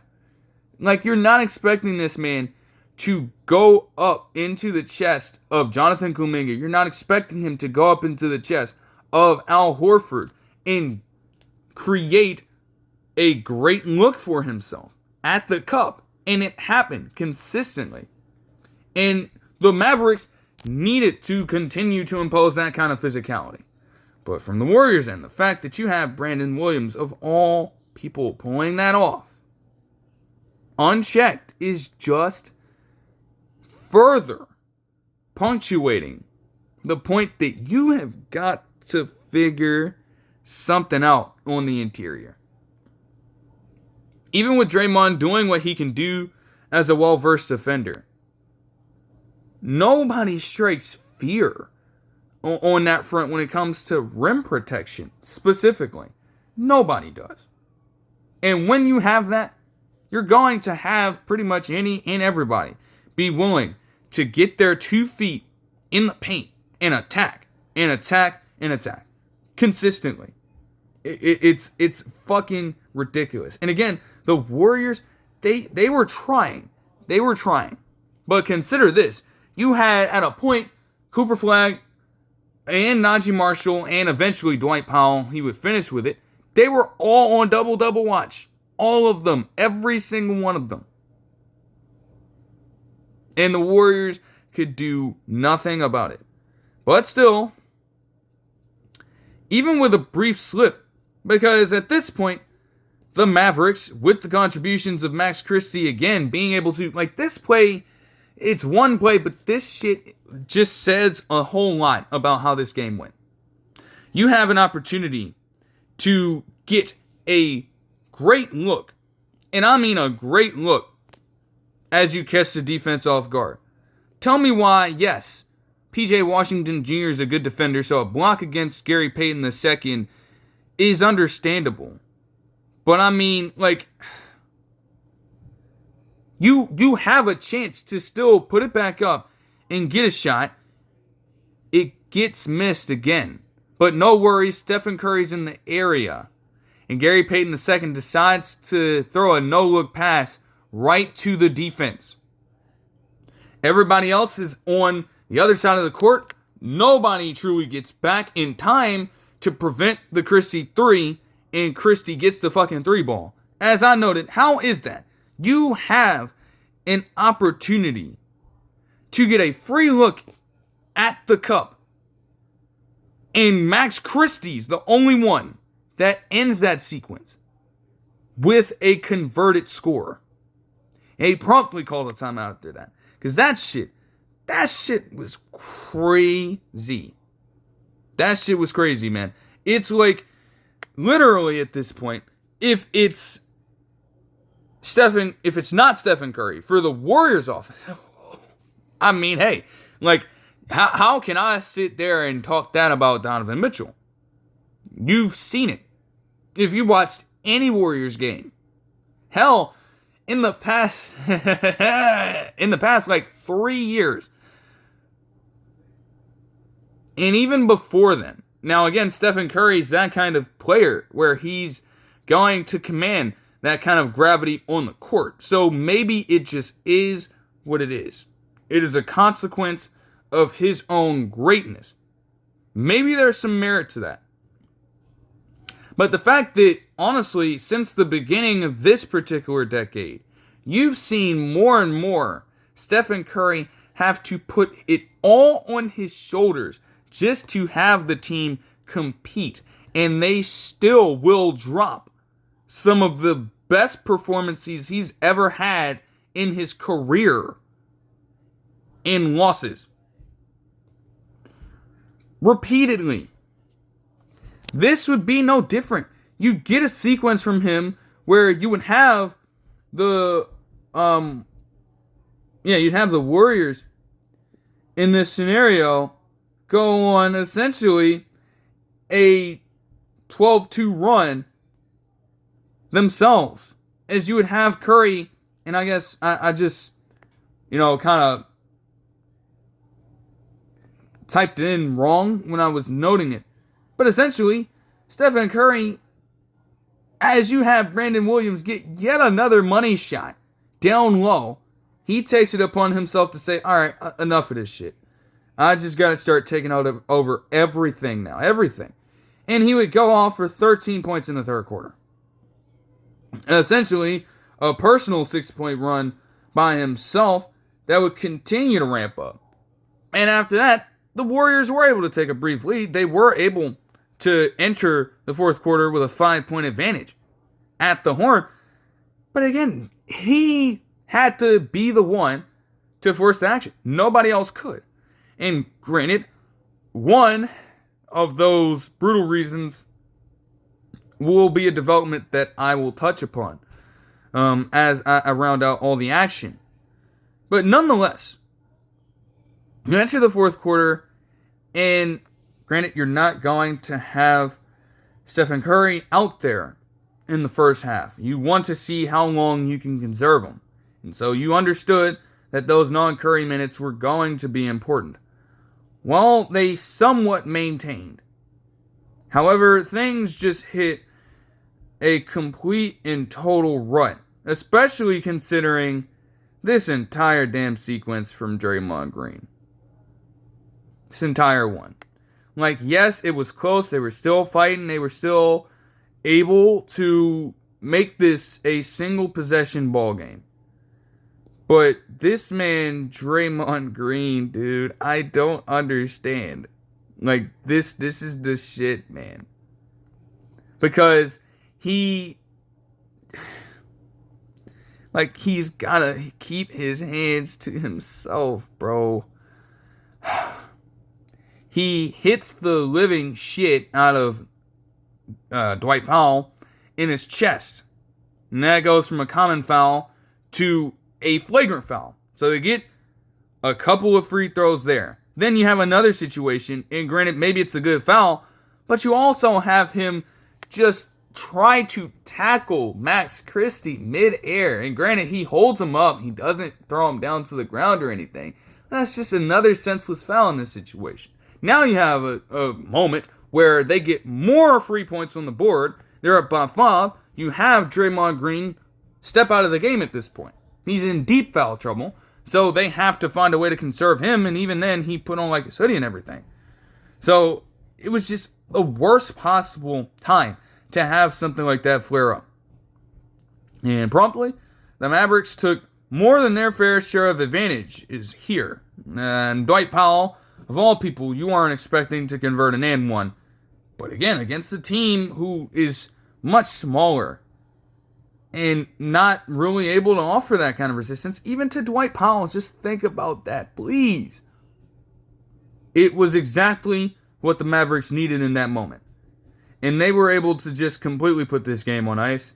Eventually, they would go up by as much as 12 before closing this out with a 123-115 victory in their favor. Najee Marshall in this game had 30 points, 7 rebounds, and 9 assists on 10 of 12 shooting with 2 threes. Just think about that. Inside the three-point line. Fucking 8 of 9 shooting. To go along with the free throws, he was able to force just being as physical as possible in that area. Like, that's honestly impressive. Cooper Flagg had 21 points and 11 rebounds for a double-double on 8 of 18 shooting. And Dwight Powell also had 10 points and 12 rebounds. Max Christie had 21 points on 7 of 16 shooting with 5 threes. And Brandon Williams off the bench had 19 points, 5 rebounds, and 4 assists on 7 of 10 shooting. Same thing, slashing to the rim, 7 of 8 inside the three-point line. Craziness, man. And this is what I'm talking about. How ironic that this isn't the first situation that I can recall off the top of my head where you have Stephen Curry go absolutely ballistic against the Mavericks and still come out with a loss.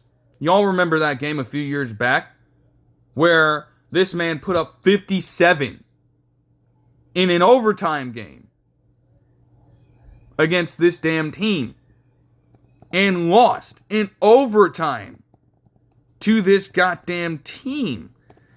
It's like, what the fuck? Like, and again, this is going to be reiterated later on with a different player. It's like, yes, Stephen Curry, he is exactly who he is. Nothing but a legend. Nothing short of that. And you're going to have these performances from him consistently. That is no secret whatsoever. However, at the same time, how much can you truly expect one man to do? Like, seriously, what the fuck do you expect him to do at that point, man? I'm telling you, bro, it's like, come on. At some point, man, at some fucking point, man, just like, come on, man. Yeah, it's craziness. It's absolute craziness, bro.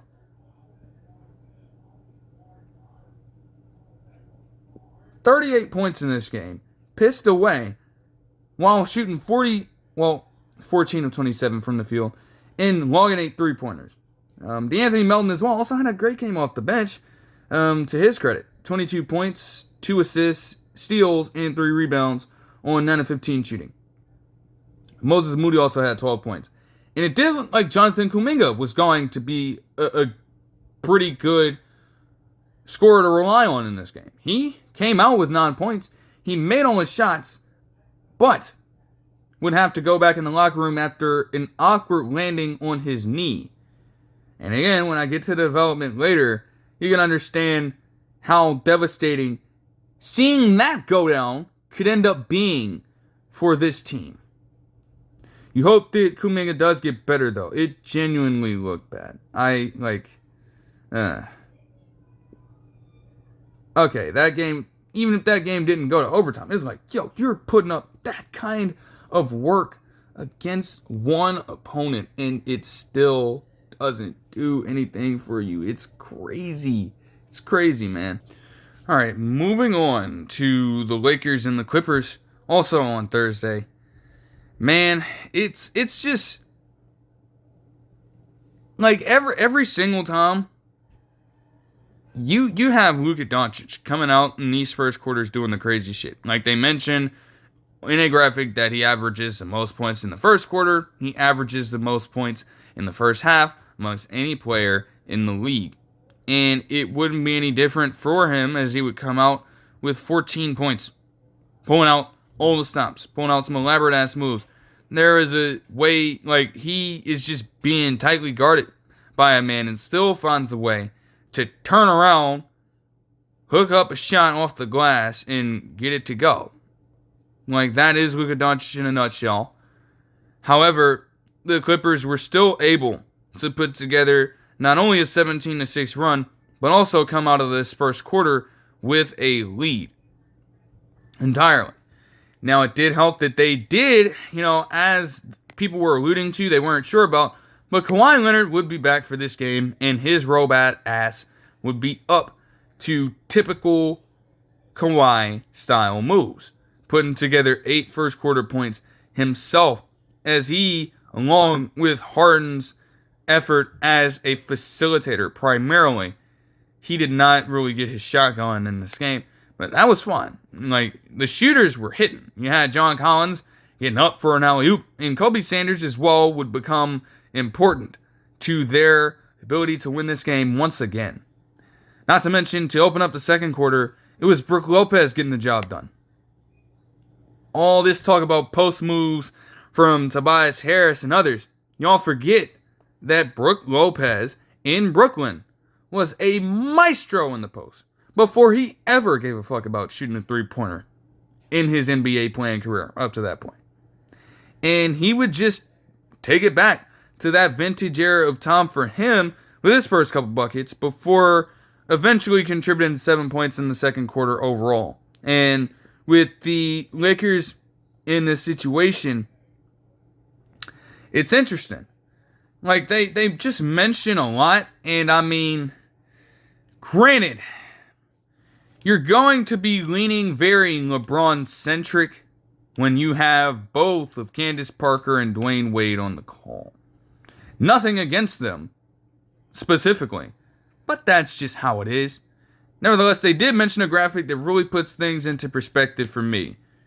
It didn't really help them within the confines of the game, but the fact that LeBron is still averaging one of the higher marks in fast break points by an individual player in the league, while being a much younger age with the man at a much older age than the man that he is tied at the top with in Tyrese Maxey. The age of 41, he's doing the same kind of damage in the open court that a man who is light years younger than him and it was perceived to be much faster in the open floor, to be completely honest with you, is doing. And to have those two things be juxtaposed together is pretty interesting from my point of view. But again, the Clippers were continuing to limit pretty much what everybody else was doing. And again, like, other teams have done this with the Lakers. It's no secret. But essentially, Luka Doncic, you can have yours. You can go out there and you can be a scorer. We're going to allow you to go out there and light us up, okay? We'll still have our ability to resist it. But if we can render you ineffective from being able to involve other players in the game, and if we can force the ball out of your hands enough to ensure that other players are able to take these shots, we are more than willing to live with the result. Like, yes, Luka Doncic was doing what he was doing, but you didn't really get much assistance from anybody else, and they were able to limit that. They were able to force the Lakers into some key turnovers, including this one that Chris Dunn was able to pick up on Marcus Smart, which has also been a defining mark of a run of true destiny from the Clippers side of things. Because they mentioned later in the game, but it is still relevant, that in NBA history, no team with a 6-21 starter worse through their first 27 games has ever been able to recapture a 500 record or greater in a single season. And the Clippers, again, since that point of time, they have been on a crazy streak. They've got the best record in the NBA since that 27th game. And it would continue largely through that effort on the defensive side of the basketball, as they took themselves a 64-47 lead at halftime. I will say, even with that defense in mind, yo, like, I ain't even gonna hold you, bruh.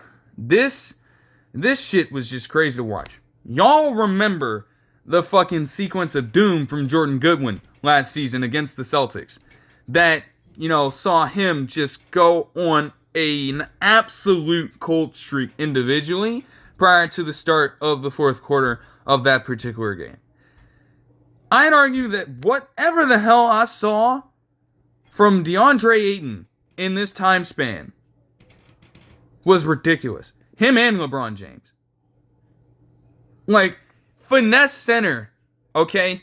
Finesse center. Yeah, DeAndre Ayton may be that. So how is it that you have him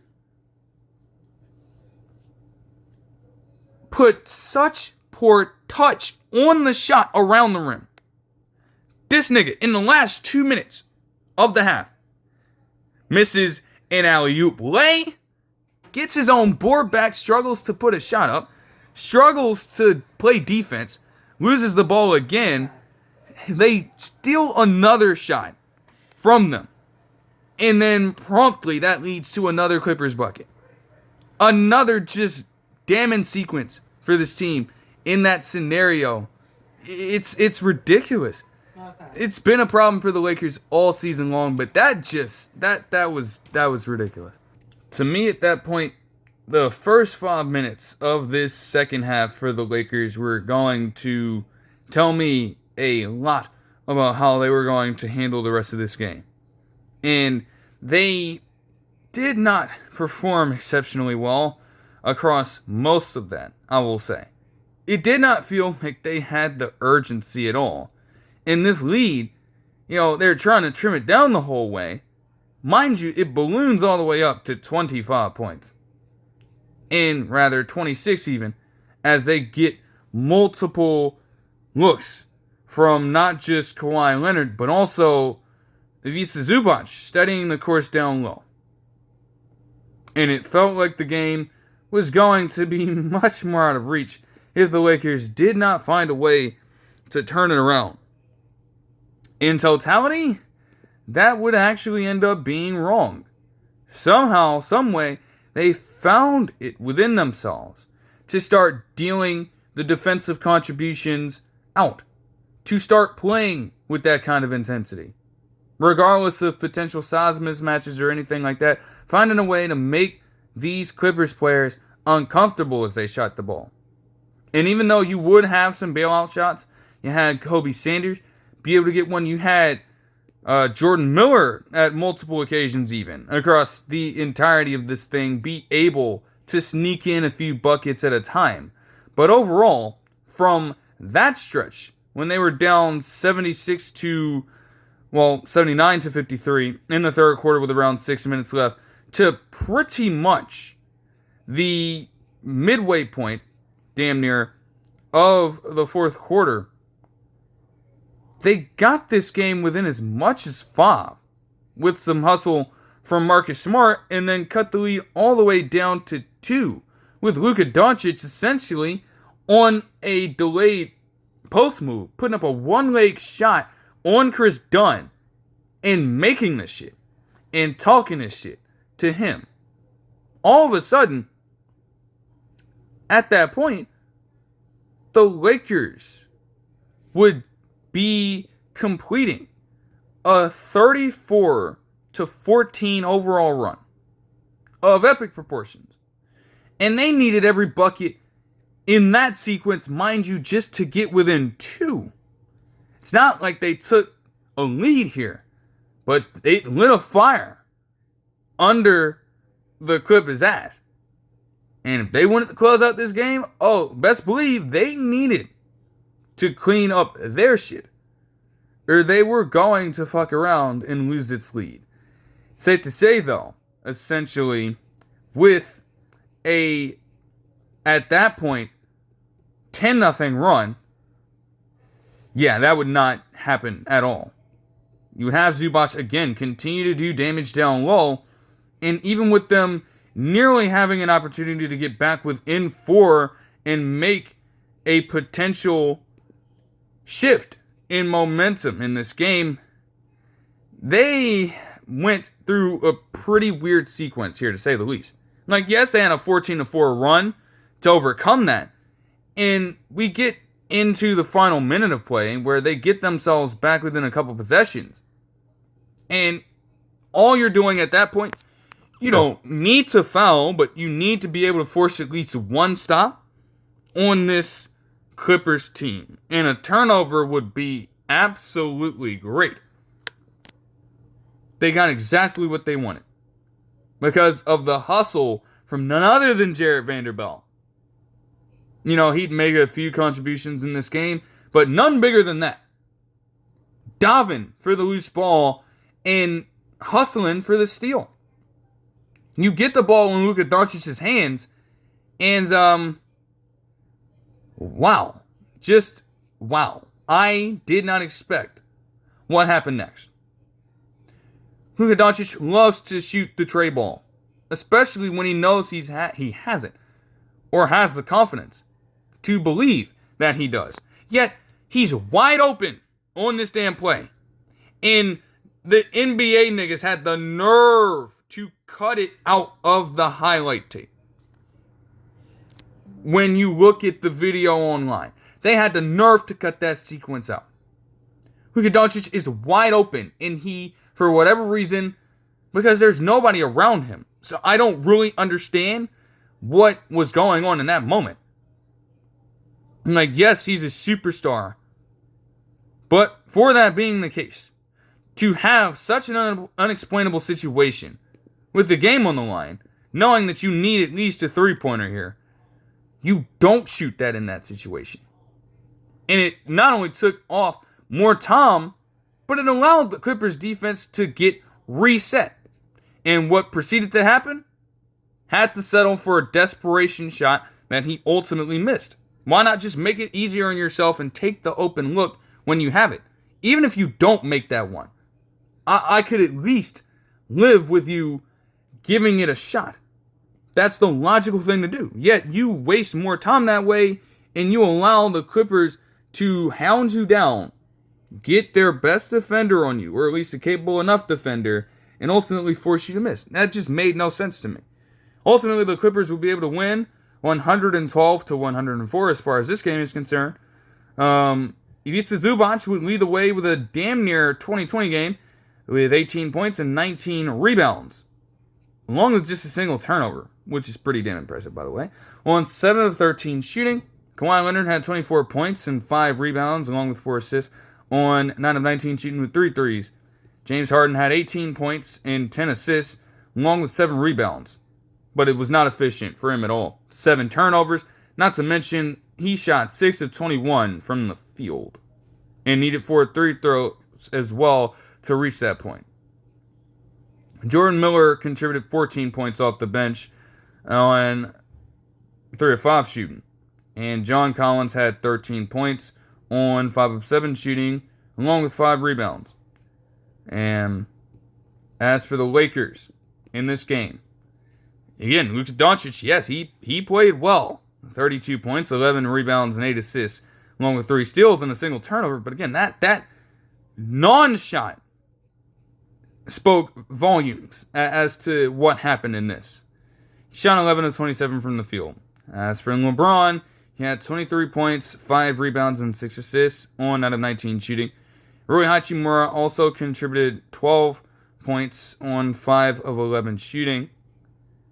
It's not like the overall shooting in this game was great, at least from the Lakers' perspective, but the Clippers were able to outpace them a little bit in that regard.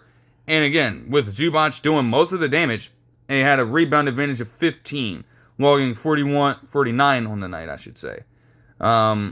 They also were able to get more offensive rebounds. You know, the Lakers, again, they had themselves a chance with that long run, but, bruh, it's there for the taking, and you don't go for that. Like, that's not something that can be easily lived down. And I'm thinking, even to this point, that's something that you may still harp on for a long period of time. Because, like, what? You know exactly who you are as a player. That's on you to take the shot, and you don't. It's so surprising. Honestly, man. And then for the games that I watched yesterday night, now again, I did miss a brief, and I mean an ever so brief, period of this game here. But I watched majority of the second where the Pistons were able to dominate, doing what they want to do all the time. Man, like, it was interesting with some of the players that you got involved. It was mostly Ron Holland II and Dennis Jenkins being able to make two-way impacts on this game in terms of getting steals out in transition and getting free buckets on the other side of the court, while also having them, along with Javonte Green at times, make Kevin Durant and that Rockets team uncomfortable. Oh yeah, that paid off for them in what would be a 20-6 overall run for them. Mind you, the Rockets were up starting out this quarter, where they were able to rally all the way back over the course of this run, and eventually you get to a point where the Pistons would continue to keep this going for at least a good little bit. You're going to have Jalen Duren also make an overall impact in this game. Just getting his own shot. Like, there's a reason why this man is going to be a candidate for most improved player. Like, he's always been considered a lob threat. Even when you go all the way back to college, he was considered as that kind of build and more of a traditional center. Not necessarily back to the basket, but modernized. Athletic enough to last, yet not much of a threat outside of that area of his offensive game. Yet you have moments this season, including in this game, where he's coming out here, he's pulling off a fucking Euro step and putting the ball on the floor while executing these drives into the paint. That is not something we've seen from Jalen Duren before. And it's paid off into him being able to be potentially the most effective for this team he's been in his career.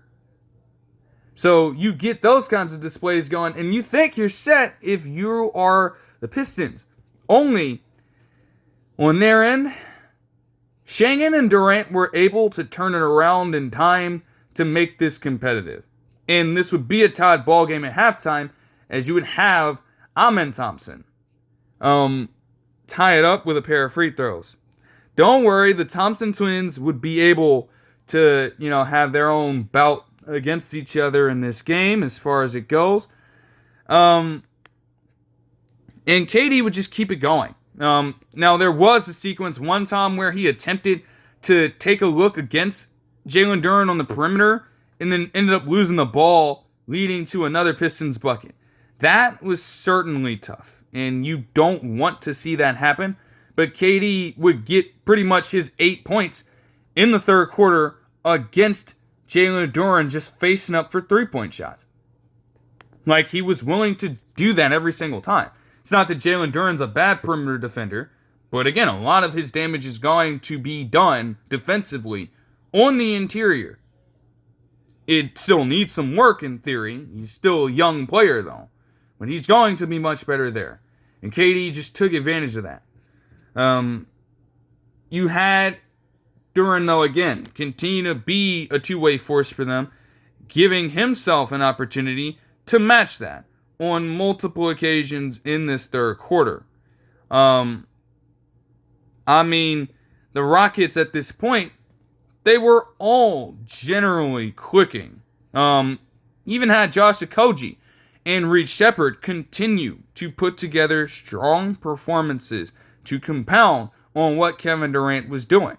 And before you knew it, they themselves were on a 15-4 overall run as Shepherd would get 9 third quarter points in this time. Instantly, though, you would have Jenkins again enforce a bit of two-way play on his own, and it led to a brief spurt from the Pistons. Yet, at the end of the quarter, the Rockets still had a 14-point advantage here. Man. Then you got into the fourth quarter. And, yes, that slide in the third quarter came primarily with Cade Cunningham not being on the basketball court. The thing that is, held the Pistons back, people believe, is that they do not have a player alongside Cade Cunningham who can consistently create his own shot or who can consistently facilitate at a high level. And, that makes sense. Strong suit of Jaden Ivey is going to be scoring, but it's not consistent. Strong suit of Duncan Robinson is going to be shooting. Not any of those other kinds of roles. Strength for Tobias Harris is mainly going to be shooting. It's not going to be filling any of those other roles. Jenkins, as good of a player as he's been, there's a reason why he's been a sixth man coming off the bench. Ron Holland II, same thing. Coming off the bench, not necessarily listed or recognized as a guy who can create his own shot consistently. So that is going to be a fundamental issue for them, and that is something that could continue to hold them back if they don't manage to get it worked out. But once Cade Cunningham came back into this game, you could tell just how much this ended up changing everything for the Pistons. They were instantly rolling. You had Cade Cunningham getting right to his spots. You had Isaiah Stewart feeding off a pair of great looks on the interior. And he was ultimately able to get himself an and one opportunity to trim the lead down to 4. But the Rockets, again, with both of these teams, wanting to play in similar fashions when it comes to imposing physicality in this game, you started to feel that. Like, I'm not gonna lie, this entire sequence was just fucking insane. Like, they were hustling their ass off, and granted, it led to them being able to score on a couple of opportunities here, as you would have Ron Holland II and Dennis Jenkins make a pair of 3-pointers off of just hustling back down the court and taking advantage of a defense that wasn't set. At the same time, the Rockets themselves, Alperen Sengun, after you had Ron Holland II, I believe, try to steal this pass, he took advantage of pretty much a man-to-man situation against Isaiah Stewart at that point, and he drove right into the lane and fucking slammed it on this nigga. So you already understood that the crowd at that point With all that going down, they were definitely into it. And then to make things even worse on that front, Ron Holland II and Jabari Smith Jr. would get tangled up. You would also have Isaiah Stewart and Jabari Smith Jr. for the rest of the game continue to chip at each other and try to talk smack. It was, man, it got so chaotic after that. But still, even with all that in mind, even with all that being taken into account, you've had a game to go out there and play. Amen Thompson would promptly get right into the body of Asar Thompson, bump him off, and get a floater to go. But Asar would eventually be able to, get his revenge in this one. And with the score here, he'd be able to cut the lead down to 6 as we were somewhat in clutch time. Maybe not wholeheartedly, but again, it was close enough. With both teams needing to be on their A game. And, there were a couple of sequences where some challenges had to be called. Like, this sequence was a little weird to me. They were checking to see if this Jabari Smith Jr. Foul was in play here. Like, they were trying to see if it was a shooting foul or if it was on the floor. Or maybe even if Jalen Duren had been the one to initiate the foul. They ruled that Jabari Smith Jr. was grabbing his jersey first and, just trying to tear that motherfucker apart. You get yourself a pair of free throws here, good. Could not have a situation where you allow them to have KD get an essential look, have Amen Thompson stuff Jalen Duren at the summit, essentially, and then have Reed Sheppard get back on the board to increase this thing to 10. That looked like that was going to put the game away. And both teams, for a while after that point, the next minute and some change, they could not really generate much offense. It came down to free throws a little bit. Weirdly, though, like, you had Kevin Durant on multiple occasions just weirdly contest a three-pointer and put his hands in the same area where the shooter's hand was to give the Pistons a couple of free opportunities from the stripe. But you also had the Rockets with KD's ability get themselves into a situation where they themselves could go for a free throw. It almost got weird because it looked for a second like Duncan Robinson had clutched up big time. And granted, the shot stood, but Isaiah Stewart, for whatever reason, with what would be the game-sealing free throw, it would yield that. Because the man would literally just push Alperen Sengun around for no reason. And then his head just jerks back. So it's like, clearly you did something extra that you just had no business doing. And that's the thing. It's like, Isaiah Stewart is definitely a quality player. Like, he'd show you that on multiple occasions. There's a reason why he is one of the, candidates for potential DPO. Why not? It's just that, man, I don't understand what the hell is going on in his head sometimes. And maybe we'll never know that. But, nonetheless, the Rockets would more than take advantage of it as they would close this one out, giving themselves a 111-104 win. Now, they did shoot slightly better from 3. Again, Pistons, with them, you're shooting 21.9% from deep compared to 34.6% from Houston. Do you really think you're going to win that game in the long run? Not necessarily. And the Pistons, you could say that they've met their match. A team that has been able, when looking at the Pistons' perspective, to win the rebounding battle, to win in terms of transition opportunities throughout the entire year. That would happen for points off turnovers overall in this game, but they did get beaten on the glass. So it's kind of just a rough trade to have there. And that control would be just enough for the Rockets to give themselves an advantage here. Kevin Durant had 32 points, 7 rebounds, and 3 assists in this game on 11 of 19, shooting with 5 threes. Suppose he's just a Pistons killer, though. They mentioned on a graphic that in the last 8 games up to this point against the Pistons, he'd been averaging at least 39.5 on 55% shooting from the field and 49.3% shooting from deep against this team. So I'm like, hey, damn. Maybe, just maybe, it's interesting to look at it that way. I was not aware that he had been that dominant against them in such a short time span. And that would largely continue there. The Pistons did not need that at all. That's just the impact that he can have on this Rockets team as a closer, though. That's why they go out and get him. That's why you've constantly heard that talk throughout that entire process. And these are the moments. These are the moments why you acquire him. Amen Thompson in this game had 15 points and a near triple-double with 9 rebounds and 7 assists on 5 of 11 shooting. Alperen Sengun had 19 points and 5 assists along with 2 steals on 6 of 11 shooting. And Reed Sheppard had 18 points off the bench. Just straight up. 6 of 15 shooting isn't the greatest. And again, his start to this game wasn't the cleanest.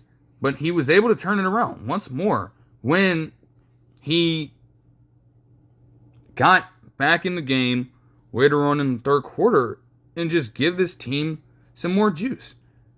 So that is pretty interesting. Jabari Smith Jr. also had 11 points and 10 assists. 10 rebounds, jeez. Okay, as for the Pistons here, another rough outing for Cade Cunningham with 12 points, 8 rebounds, but also 6 turnovers, and also shot 5 of 13 from the field without making a single three.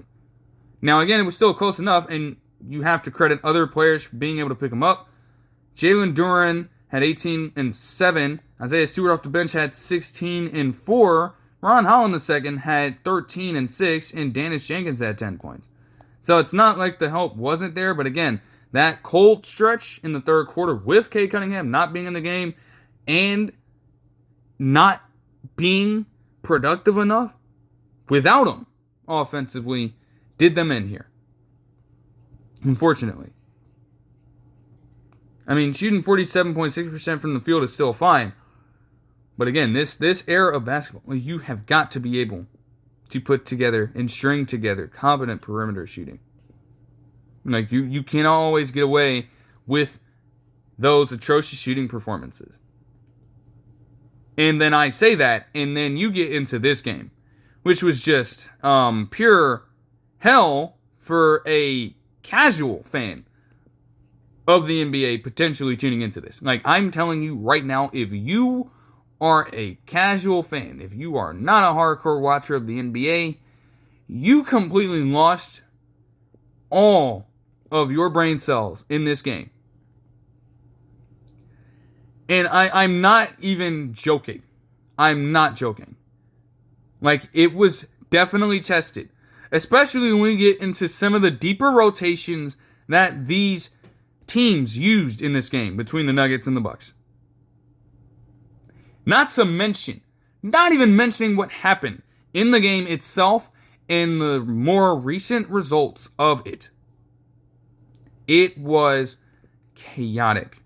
Now again, I was subbed into this game, as the first quarter was getting underway. We were a few minutes into it already.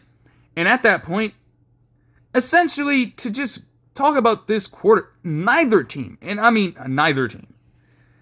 aside from a 7-point streak from Cole Anthony after recently getting subbed in towards the tail end of it, neither team was really able to be effective from the field at all. Like, we're talking sub 35% shooting from the field for both squads. It was ugly. You could understand what the Nuggets were trying to do in the situation. And again, for the first half overall, to just put this into consideration, when Aaron Gordon was guarding Giannis Antetokounmpo in the first half, he was a plus 12 on the court in 4 minutes and 13 seconds of play, while holding Giannis to just 5 total shots and forcing 3 turnovers. And that has been a problem for the Bucks over the past few games, apparently, where you have them losing and losing badly to these basketball teams, while having Giannis get phased out of the game more and more by these defenses. Like, the Nuggets were not shying away from their intent to make Giannis an absolute non-factor in this game. It did not help the Nuggets that they had Christian Braun out, who is still out. They had Jamal Murray out, and they had Nikola Jokic out at this point. So, those three contributors, three of your core guys, are out like that. You are absolutely depleted, and you have got to find a way to compete in this game, which they did end up doing after a while. The unlikeliest of sources was able to get it done for them. Like, seriously though, at some points you just get some weird looks and you just settle. With Spencer Jones's ugly ass jumper, though it does end up being money sometimes. And then De'Ron Holmes II, who again was injured last season, so he didn't even really appear in an NBA game prior to this year. You have him in, and you have him spacing out from three, and he actually made one in a game where both teams would struggle from that range as well. And he was able to break the ice there. Like, that was already unserious. Even worse, from their perspective, you just saw the Bucks go through it, man. And I mean, the game was still relatively close in the second quarter. It was. I'll be fair from that perspective. But the Nuggets were able to close this out with a 10-0 run. You were able to have Aaron Gordon put up 6 points in the second quarter. And you also had Hardaway Jr. again just driving into the rim and dunking the fucking basketball for the first points on the night for him in a game where he struggled to shoot overall. Neither team was exceptionally great, but it seemed like the Nuggets at this point, they were able to break through. They were able to, again, keep Giannis at bay, and they themselves, again, were up by 6 points at the end of the half. Kyle Kuzma is also just like, oh, we'll get to Kuzma in a second. And I mean, that even comes within context of what would happen next. Like, because the Bucks are just, oh my gosh. Like, you have to understand this for a second.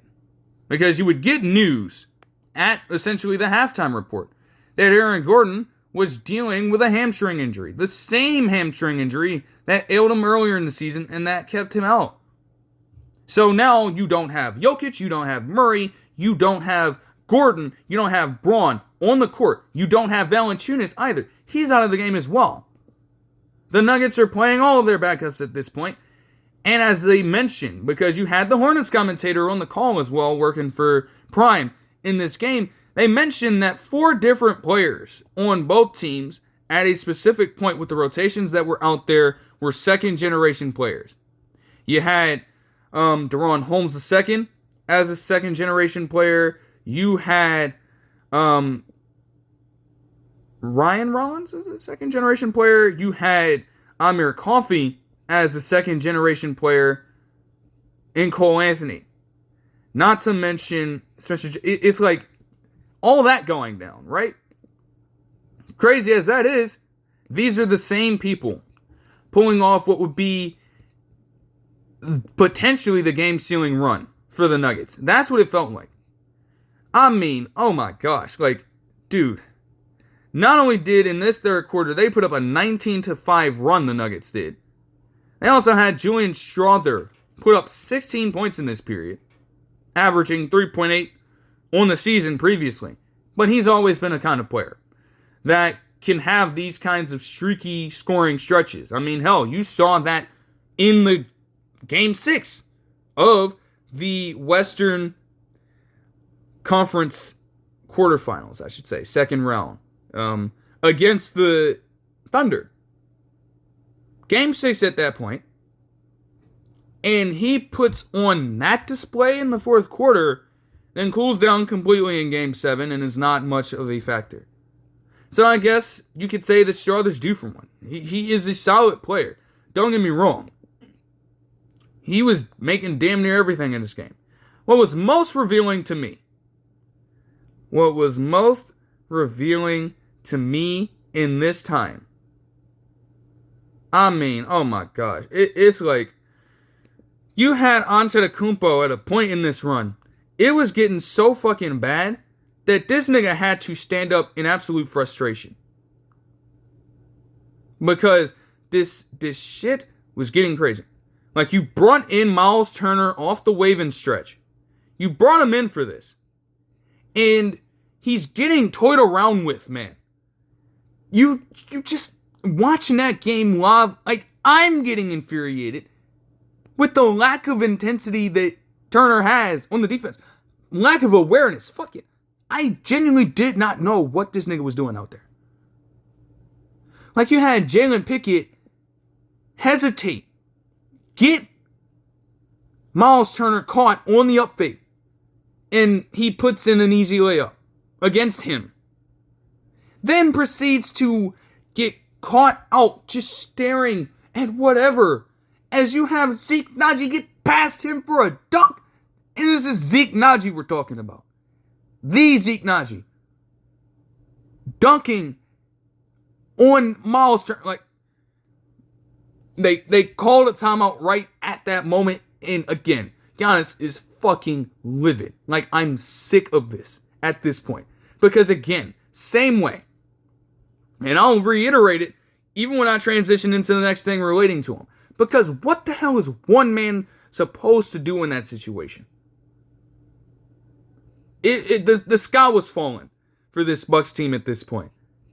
Like, it was genuinely getting into disastrous territory. The Nuggets open up the fourth quarter as hot as they possibly could have, with Tim Hardaway Jr. being the spark plug that he can be off the bench. Now, again, there were moments in this game where it got testy because he wanted to be the main shooter on the team, and that is never a game you can play with Tim Hardaway Jr. on the court. You just can't fall for it. He would go off for 13 points in a row by himself in between the end of the third and the end of the fourth quarter, with him slamming down another driving dunk for some reason, and then hitting some crazy-ass three-point shots over these niggas to space out this lead to a 23-point margin for the Nuggets. And at that point, it looked like it was going to be over. It truly did. I mean, the Bucks, they had a few shots go for them. They had Bobby Portis Jr. step up and get some buckets, and they even had Ryan Rollins going off in this fourth quarter overall, which will become important in a second. But to just think about it, across the entire season, they've been 6-19 against 500 or better teams. And this is a game where against full backups,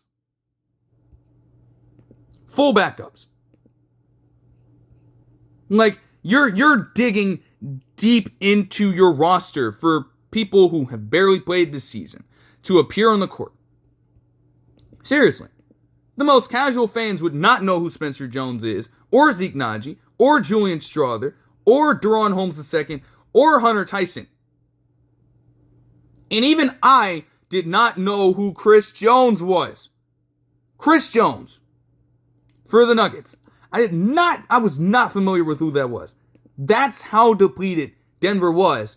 And this team was beating your ass in your house by 23 to open up the fourth quarter. We get Giannis sub back into the game, and this nigga's got to come down from 20 plus. How much do you expect one man to do? He's that caliber of player, and he's been able to overcome these kinds of obstacles before. But it's like, damn, can you alleviate the burden just a little bit? Only no, they can't. Because, as I'll also reiterate, the roster building, as good as some of these Bucks players can be, one could look at this game and how it was currently going, as an off night. But at the same time, if this is just going to be a recurring theme over the last few games, over the entire season, when Giannis has been on the court, when he hasn't been on the court, you have not done the best job you possibly could to build this roster around Giannis. And again, you've heard all the talk going on around Giannis when it comes to potential trade and everything like that. He doesn't want to, request one. He doesn't want to come out and say that. But at the same time, you've heard him in the offseason say that he was going to, review just how well this team had been performing. And that if he did not believe that they were truly taking themselves seriously and truly trying to approach this season as contending for a title, he was going to have a lot to think about there. And those thoughts were creeping in. Those thoughts have been creeping in for the longest time. But the most miraculous thing for the Bucks would happen, and even then it still came with unfortunate developments in the midst of all of that. Because while it looked as though they could put it away, the Nuggets were also crumbling before our very eyes. You could chalk that up to defense from the Bucks. You could chalk that up to, as some of the broadcast team would say, general inexperience from the men on the floor suiting up for the Nuggets right now in these kinds of situations when it comes to closing out ball games. They got dangerously close to losing everything, as the Bucks were able to take massive advantage of that and go on a 23-6 run as Ryan Rollins continued to light it up. We got closer and closer down with the Nuggets going on a scoreless drought at this point. And it would be Zeke Naji, of all people, to go on a personal run to have to break that scoreless drought from them. But with all that going down, Ryan Rollins was on the attack. He got them within 5 here. And then things got really crazy. Because at this point, you don't really have Giannis as engaged as you would expect. Throughout this entire fourth quarter, he'd been limping at several points gingerly. And so they decided, as this game, came down further and further, they decided to take him out of the game for a second, trying to see if they could rest him up. He was almost going back to the locker room at this point. But with Ryan Rollins being that clutch again, at the 29-second mark, banging another three-pointer in, he comes back in for a little bit, yet still clearly not at 100%. And it's not a guarantee that the Bucks would be able to come back and win this game, especially with Tim Hardaway Jr. cashing in a couple of free throws at the line. I just didn't understand why Miles Turner decided to foul. At that point, you didn't have to, but I digress. Nonetheless, there are 10 seconds left. And honestly, Ryan Rollins had been hot the entire time, so the ball naturally finds him again near the top of the key. You have Zeke Naji contest a shot, and I will say this right now. It's very clear with the new rule that, grants fouls in situations where the hand is making contact with another on a shot from the three-point line, or any area of the floor for that matter. Zeke Naji clearly touches Ryan Rollins' hands here after the flick of the wrist. That's very evident. They didn't call it, and again, you can't challenge that in that situation because it's going to be reviewed by the replay booth. There's nothing that could be done in that moment. And Ryan Rollins happens to make the three-point shot. So I will stand strongly on that, in that the game at that point should have been tied. It doesn't take away from what Ryan Rollins did, but it just leaves a stain there. It's all for naught if you're not going to call that in that situation. But I digress. You get that situation, and of course, at that point, they have to foul. But with the inexperience, Jalen Pickett misses the second one. And so, without a timeout, the Bucks still had a chance to barrel their way down the court and get a shot. Maybe it wasn't going to be the best look, but they had a chance to win a game. They had a chance to take it into overtime. And again, for all that to be going down, for them to be trailing by that much in the first place, through their own fault, and to have Giannis be potentially injured in this situation, to still rally back and have a chance to win this game is commendable. But you want to know what the fuck they decided to do? They decided to have Kyle Kuzma shoot the ball anyways. Now, granted, there isn't much time for you to pull off a pass, and there isn't much time for you to get a great look. I understand that Kuzma was the one that pulled down the rebound, so maybe there isn't much you can do there. But all I'm saying is, in that situation, you have Ryan Rollins rolling with a 15-point quarter and clamoring for the ball at that point. He's clapping for it, and you don't give it to him. Who the hell does Kyle Kuzma think he is to be taking that damn shot? He's ass. And he'd been ass for most of the game. One of the larger reasons why they were trailing in the first place. You were not one of the reasons why they were able to clamber back in the game. And the man who was a heavy proprietor of that doesn't even get the right to take the last shot of the game. That's bullshit. And as a result, the Nuggets would eke out a 102-100 win in this situation.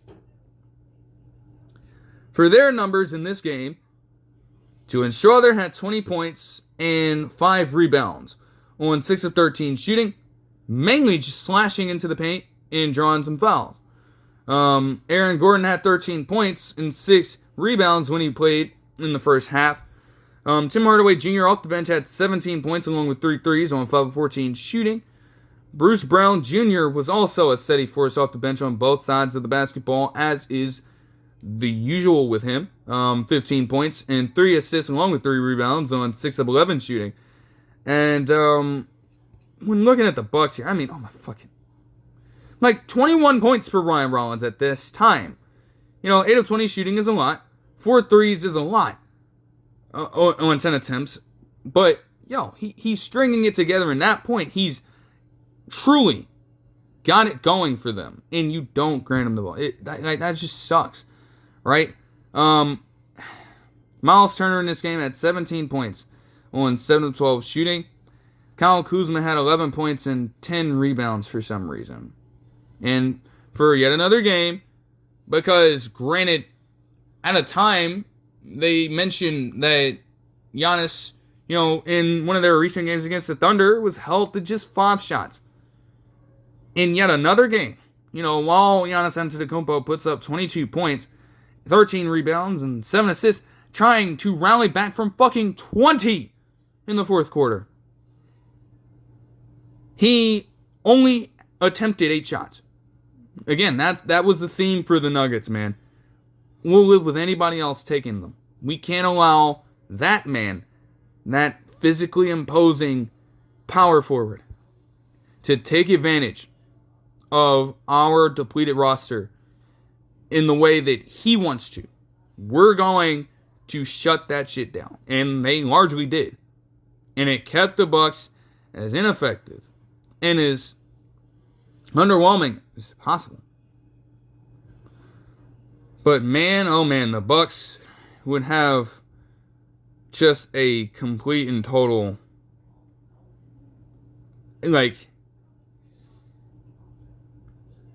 gut-wrenching news coming from Shams Charania to start out our developments and just transition right into it.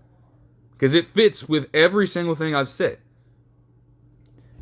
You would get a report from Shams Charania literally about 30 minutes or so after the game ended, stating that essentially Giannis was going to miss at least the next 4 to 6 weeks with a right calf strain injury.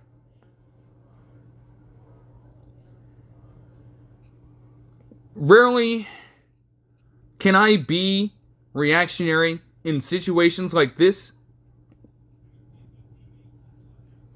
especially considering, again, how the Nuggets have managed to stay the course with Nikola Jokic missing this kind of time. But their season might be as good as done. And Giannis, from his standpoint, the main thing for him, obviously, is to recover from this as effectively and as quickly as possible. That is the most important thing in a situation like this. But from a basketball standpoint, and from a personal standpoint, this is the second fucking time this season that he's had to deal with this kind of injury. Literally trying to carry the burden of this team on his shoulders. I'm telling you, there is no way that you are the Bucks consistently getting away with putting this man in disadvantageous situations. and needing him to bust his ass on a night-to-night basis for an inordinate amount of minutes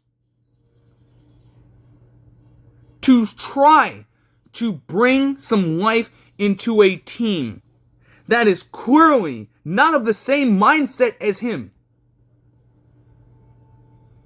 I'm putting my body on the line. If you're looking at it from his perspective, I'm putting my body on the line to try to fight for a championship, and every single person around me wants to be in a mediocre spot. We're just fucking around. We're thinking shit is sweet. We're thinking that we can just coast by and have these problems go unchecked and just luck our way into the title without putting in the work and effort that it takes to reach that pinnacle of success again. It is ridiculous when thinking about it from his point of view. He owns some culpability in it, but my gosh, man, like that game yesterday, to have him be injured after a game where, again, you're subbing him into the fourth quarter, hoping at that moment that you can find anything on the offensive side of the basketball, because without him, you have essentially nothing on that roster at the moment. And I get that, again, some of their players are hurt too. Kevin Porter Jr. was out. AJ Green was out. Fair enough. But you get to a point in that game where you are down by 20 entering the fourth quarter, and you're expecting that man in that situation, while already dealing with a bit of a lingering strain in that area of his body, you're still asking him, you're demanding that he go out there and lift every single one of you up to try to come out with this win. And again, there's no guarantee that his best efforts throughout the game can still get it done. Look no further than how it's gone for them this season, as a team that currently sits as the 11th seed at 18-26 as of the recording of this video. So how much do you expect one man to do? How much? As I said, this is not the only time this season he's dealt with a lower leg strain. This is not the only time. And we saw how much they went through the last time that he had to deal with an injury of this sort. That's what makes this just so tough to understand from the Bucks' perspective. Because the Nuggets just showed you what they're doing on their end. Even if these are some of the most unlikely players you'd expect to get the job done, they have done their job, at least in the last offseason. Like, Nikola Jokic was, going through it himself, especially with the load that he'd been carrying in the postseason just last year. But you know what? They got it done in the draft. They went in free agency. They went to the right places to look into trades to fit, their specific scheme and everything like that with the right plug-and-play guys to fill out their roster from a depth standpoint. To the point where you don't even have Cam Johnson playing in this game, and they got it done as well. That's how much of an improvement they've had this season when it comes to not being as reliant on Jokic, to where now having Nikola Jokic is more of a luxury. In these last few games from Denver without him, show that to you. Same thing with the Bucks, as I've said about Stephen Curry and as I've said about Donovan Mitchell, to a greater extent even. If there is no Giannis in the equation, they have nothing. The roster building around it is a lot poorer. They have some guys that they can look into. And you love to see Ryan Rollins as a stint. Like, he is a guy above most others that deserves multiple chances. Truly. He has definitely risen this season as a breakout type of player. I will stamp that. There are a lot of other question marks for every potential Ryan Rollins on this team. The coaching is not great either. It's about right where you'd expect Doc Rivers to land.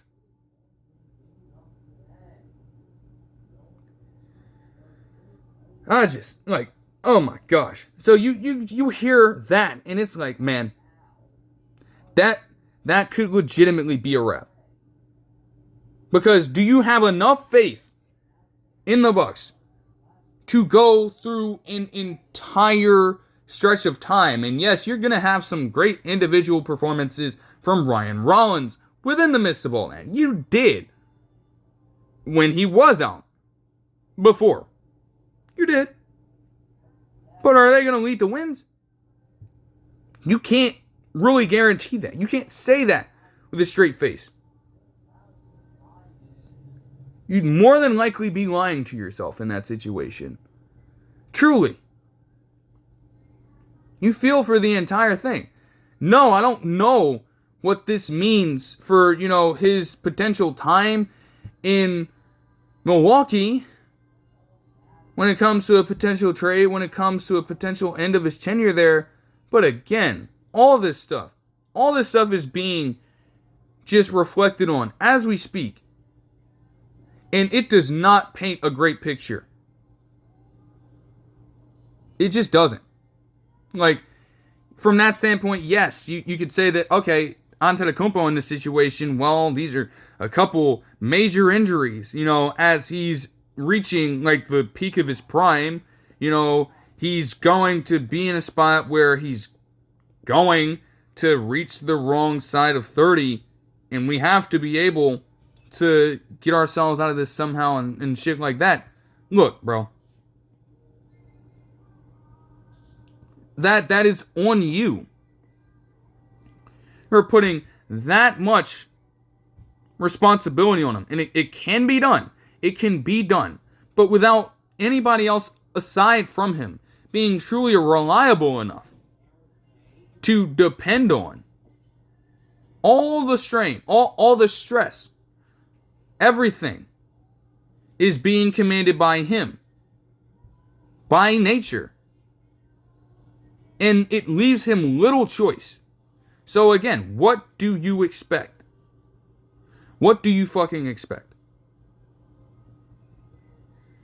Craziness, man.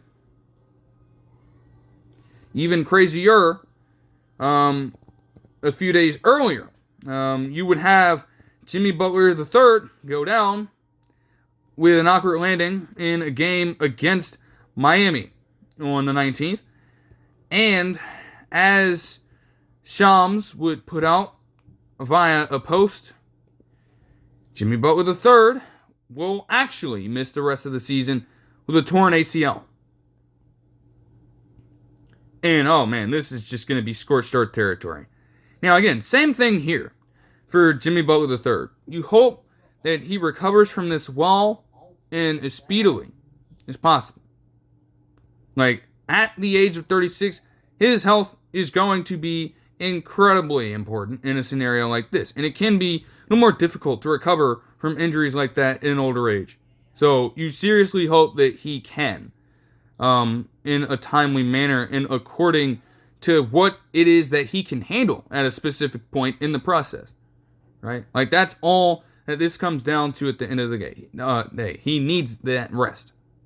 So, fair enough. With that being said, it's a tough loss to have on so many fronts. And it just makes things even weirder for the Warriors in this situation.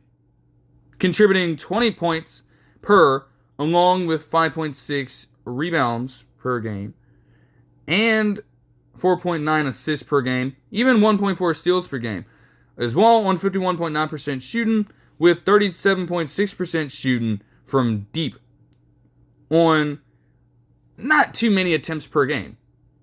But again, we understand the impact that Jimmy Butler III has had on the team since the second half of last season, and when he has been healthy and ready to go for this team. Again, patient scorer, as many people have thrown out. That's not necessarily a bad thing. As you want others to have that scoring punch at a potentially younger rate. But it's how it's been. If Curry is, on the bench or not having himself a great night overall, you have Jimmy Butler III out there being able to generate that offense from the post and have the ability to kick it out to other people, be at times a facilitator on the court, and at other times ramp up the aggression, take advantage of, honestly, just really lulling a defense to sleep. There's a reason why he consistently averages a high amount of free throw attempts per game. It makes up a high percentage of his points. But that is kind of how he moves around on the court. And by being able to, compensate in that manner, for not necessarily having the greatest outside shooting, to just will your way into the paint unrelentingly and generate those looks at the rim. It did wonders for this Warriors team, and it opened everything up. You lose all of that with not having him on the floor. And largely, you revert back to the same troubles you had in the first half of last season by removing him out. And to think that, again, to this point, the Warriors have been on a massive hot streak. And, the Warriors would still win that game, as you would have Podziemski lead the team in scoring in that specific game. You love to see the ascent there, but clearly, again, in terms of, importance to the team, Jimmy Butler III was making a massive impact here. And now, you will not have his services for the rest of the year. So it puts an even greater burden on essentially everybody else at this point. And it also forced the Warriors to do something that, if they had it their way, maybe they weren't even willing to do, in playing Jonathan Kuminga again. Yes, you had Jonathan Kuminga contribute that, but it's still damn. Is he even really being given all the space to be out there?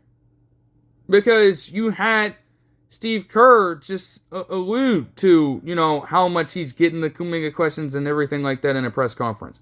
They're coming, and granted, he should. It's damn, it's got to take a season-ending injury for you to play the man and see what you can get out of him. And instantly, he's coming back in. He's doing solid work. And just when we think there's a turnaround there, just when we think that they can get themselves back on the right track in that Mavs game, another damning situation for the Warriors to be in, with him potentially getting injured. Now, when it comes to him, I don't know if this was anything substantial. Yeah, I don't know if that is the case. They say that he's out for the game later on. There could probably be more details there.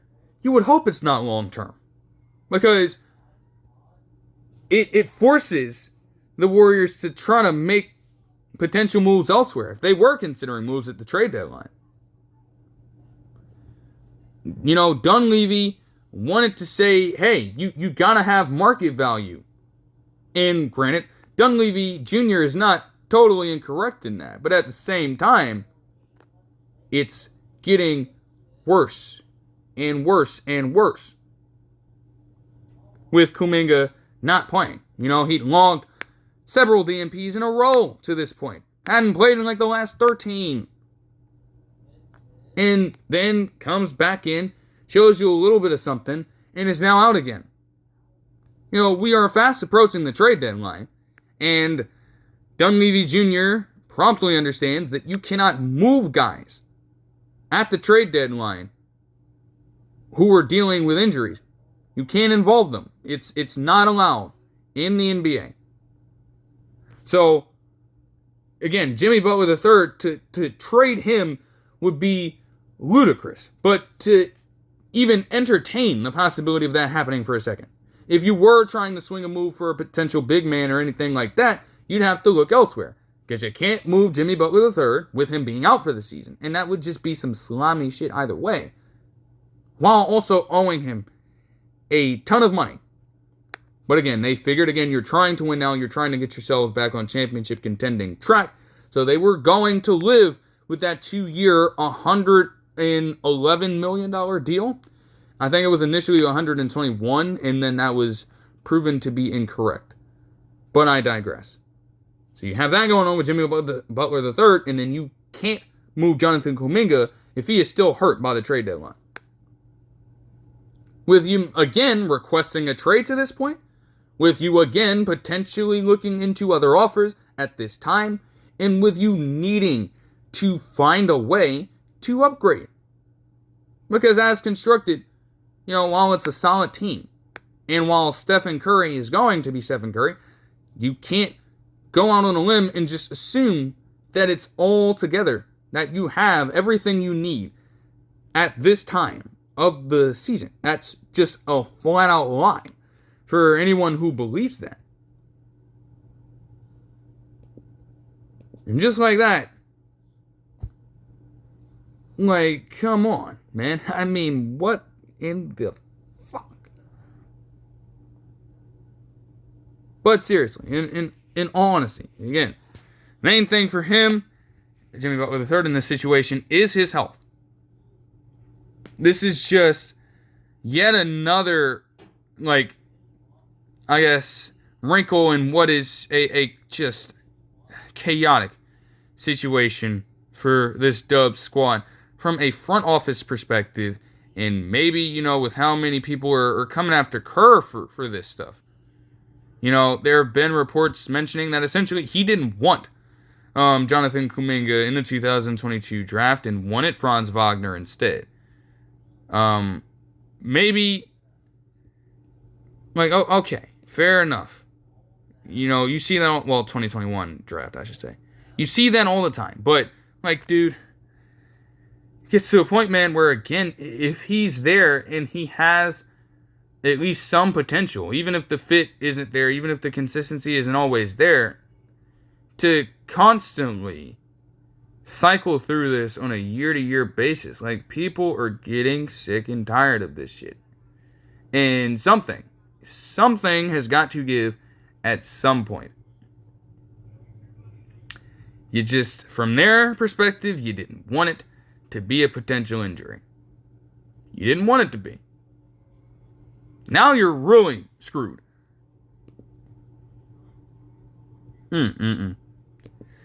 For a couple of other developments, per Shams Charania, Tyrese Maxey would receive his first signature shoe with New Balance. It's going to come later in the year, and that initial report was made a few days ago. But it makes sense. Tyrese Maxey deserves it.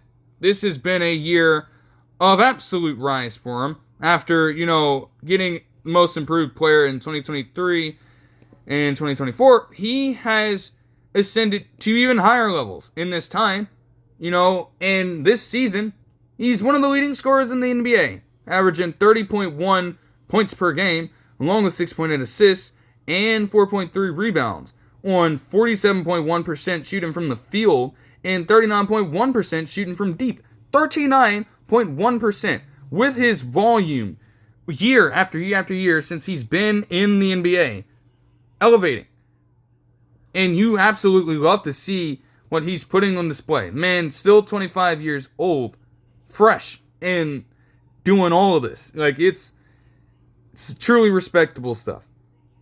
And for the 76ers right now, as of the recording of this video, they sit as the 6th seed. After the chaos that was last season, they could have completely deteriorated. But nope. Largely because of what Maxey has been doing, they've been able to steady the course. And, that deserves its own kind of praise. So for him to have that news come out, coinciding with all that stuff, makes tremendous sense from my perspective.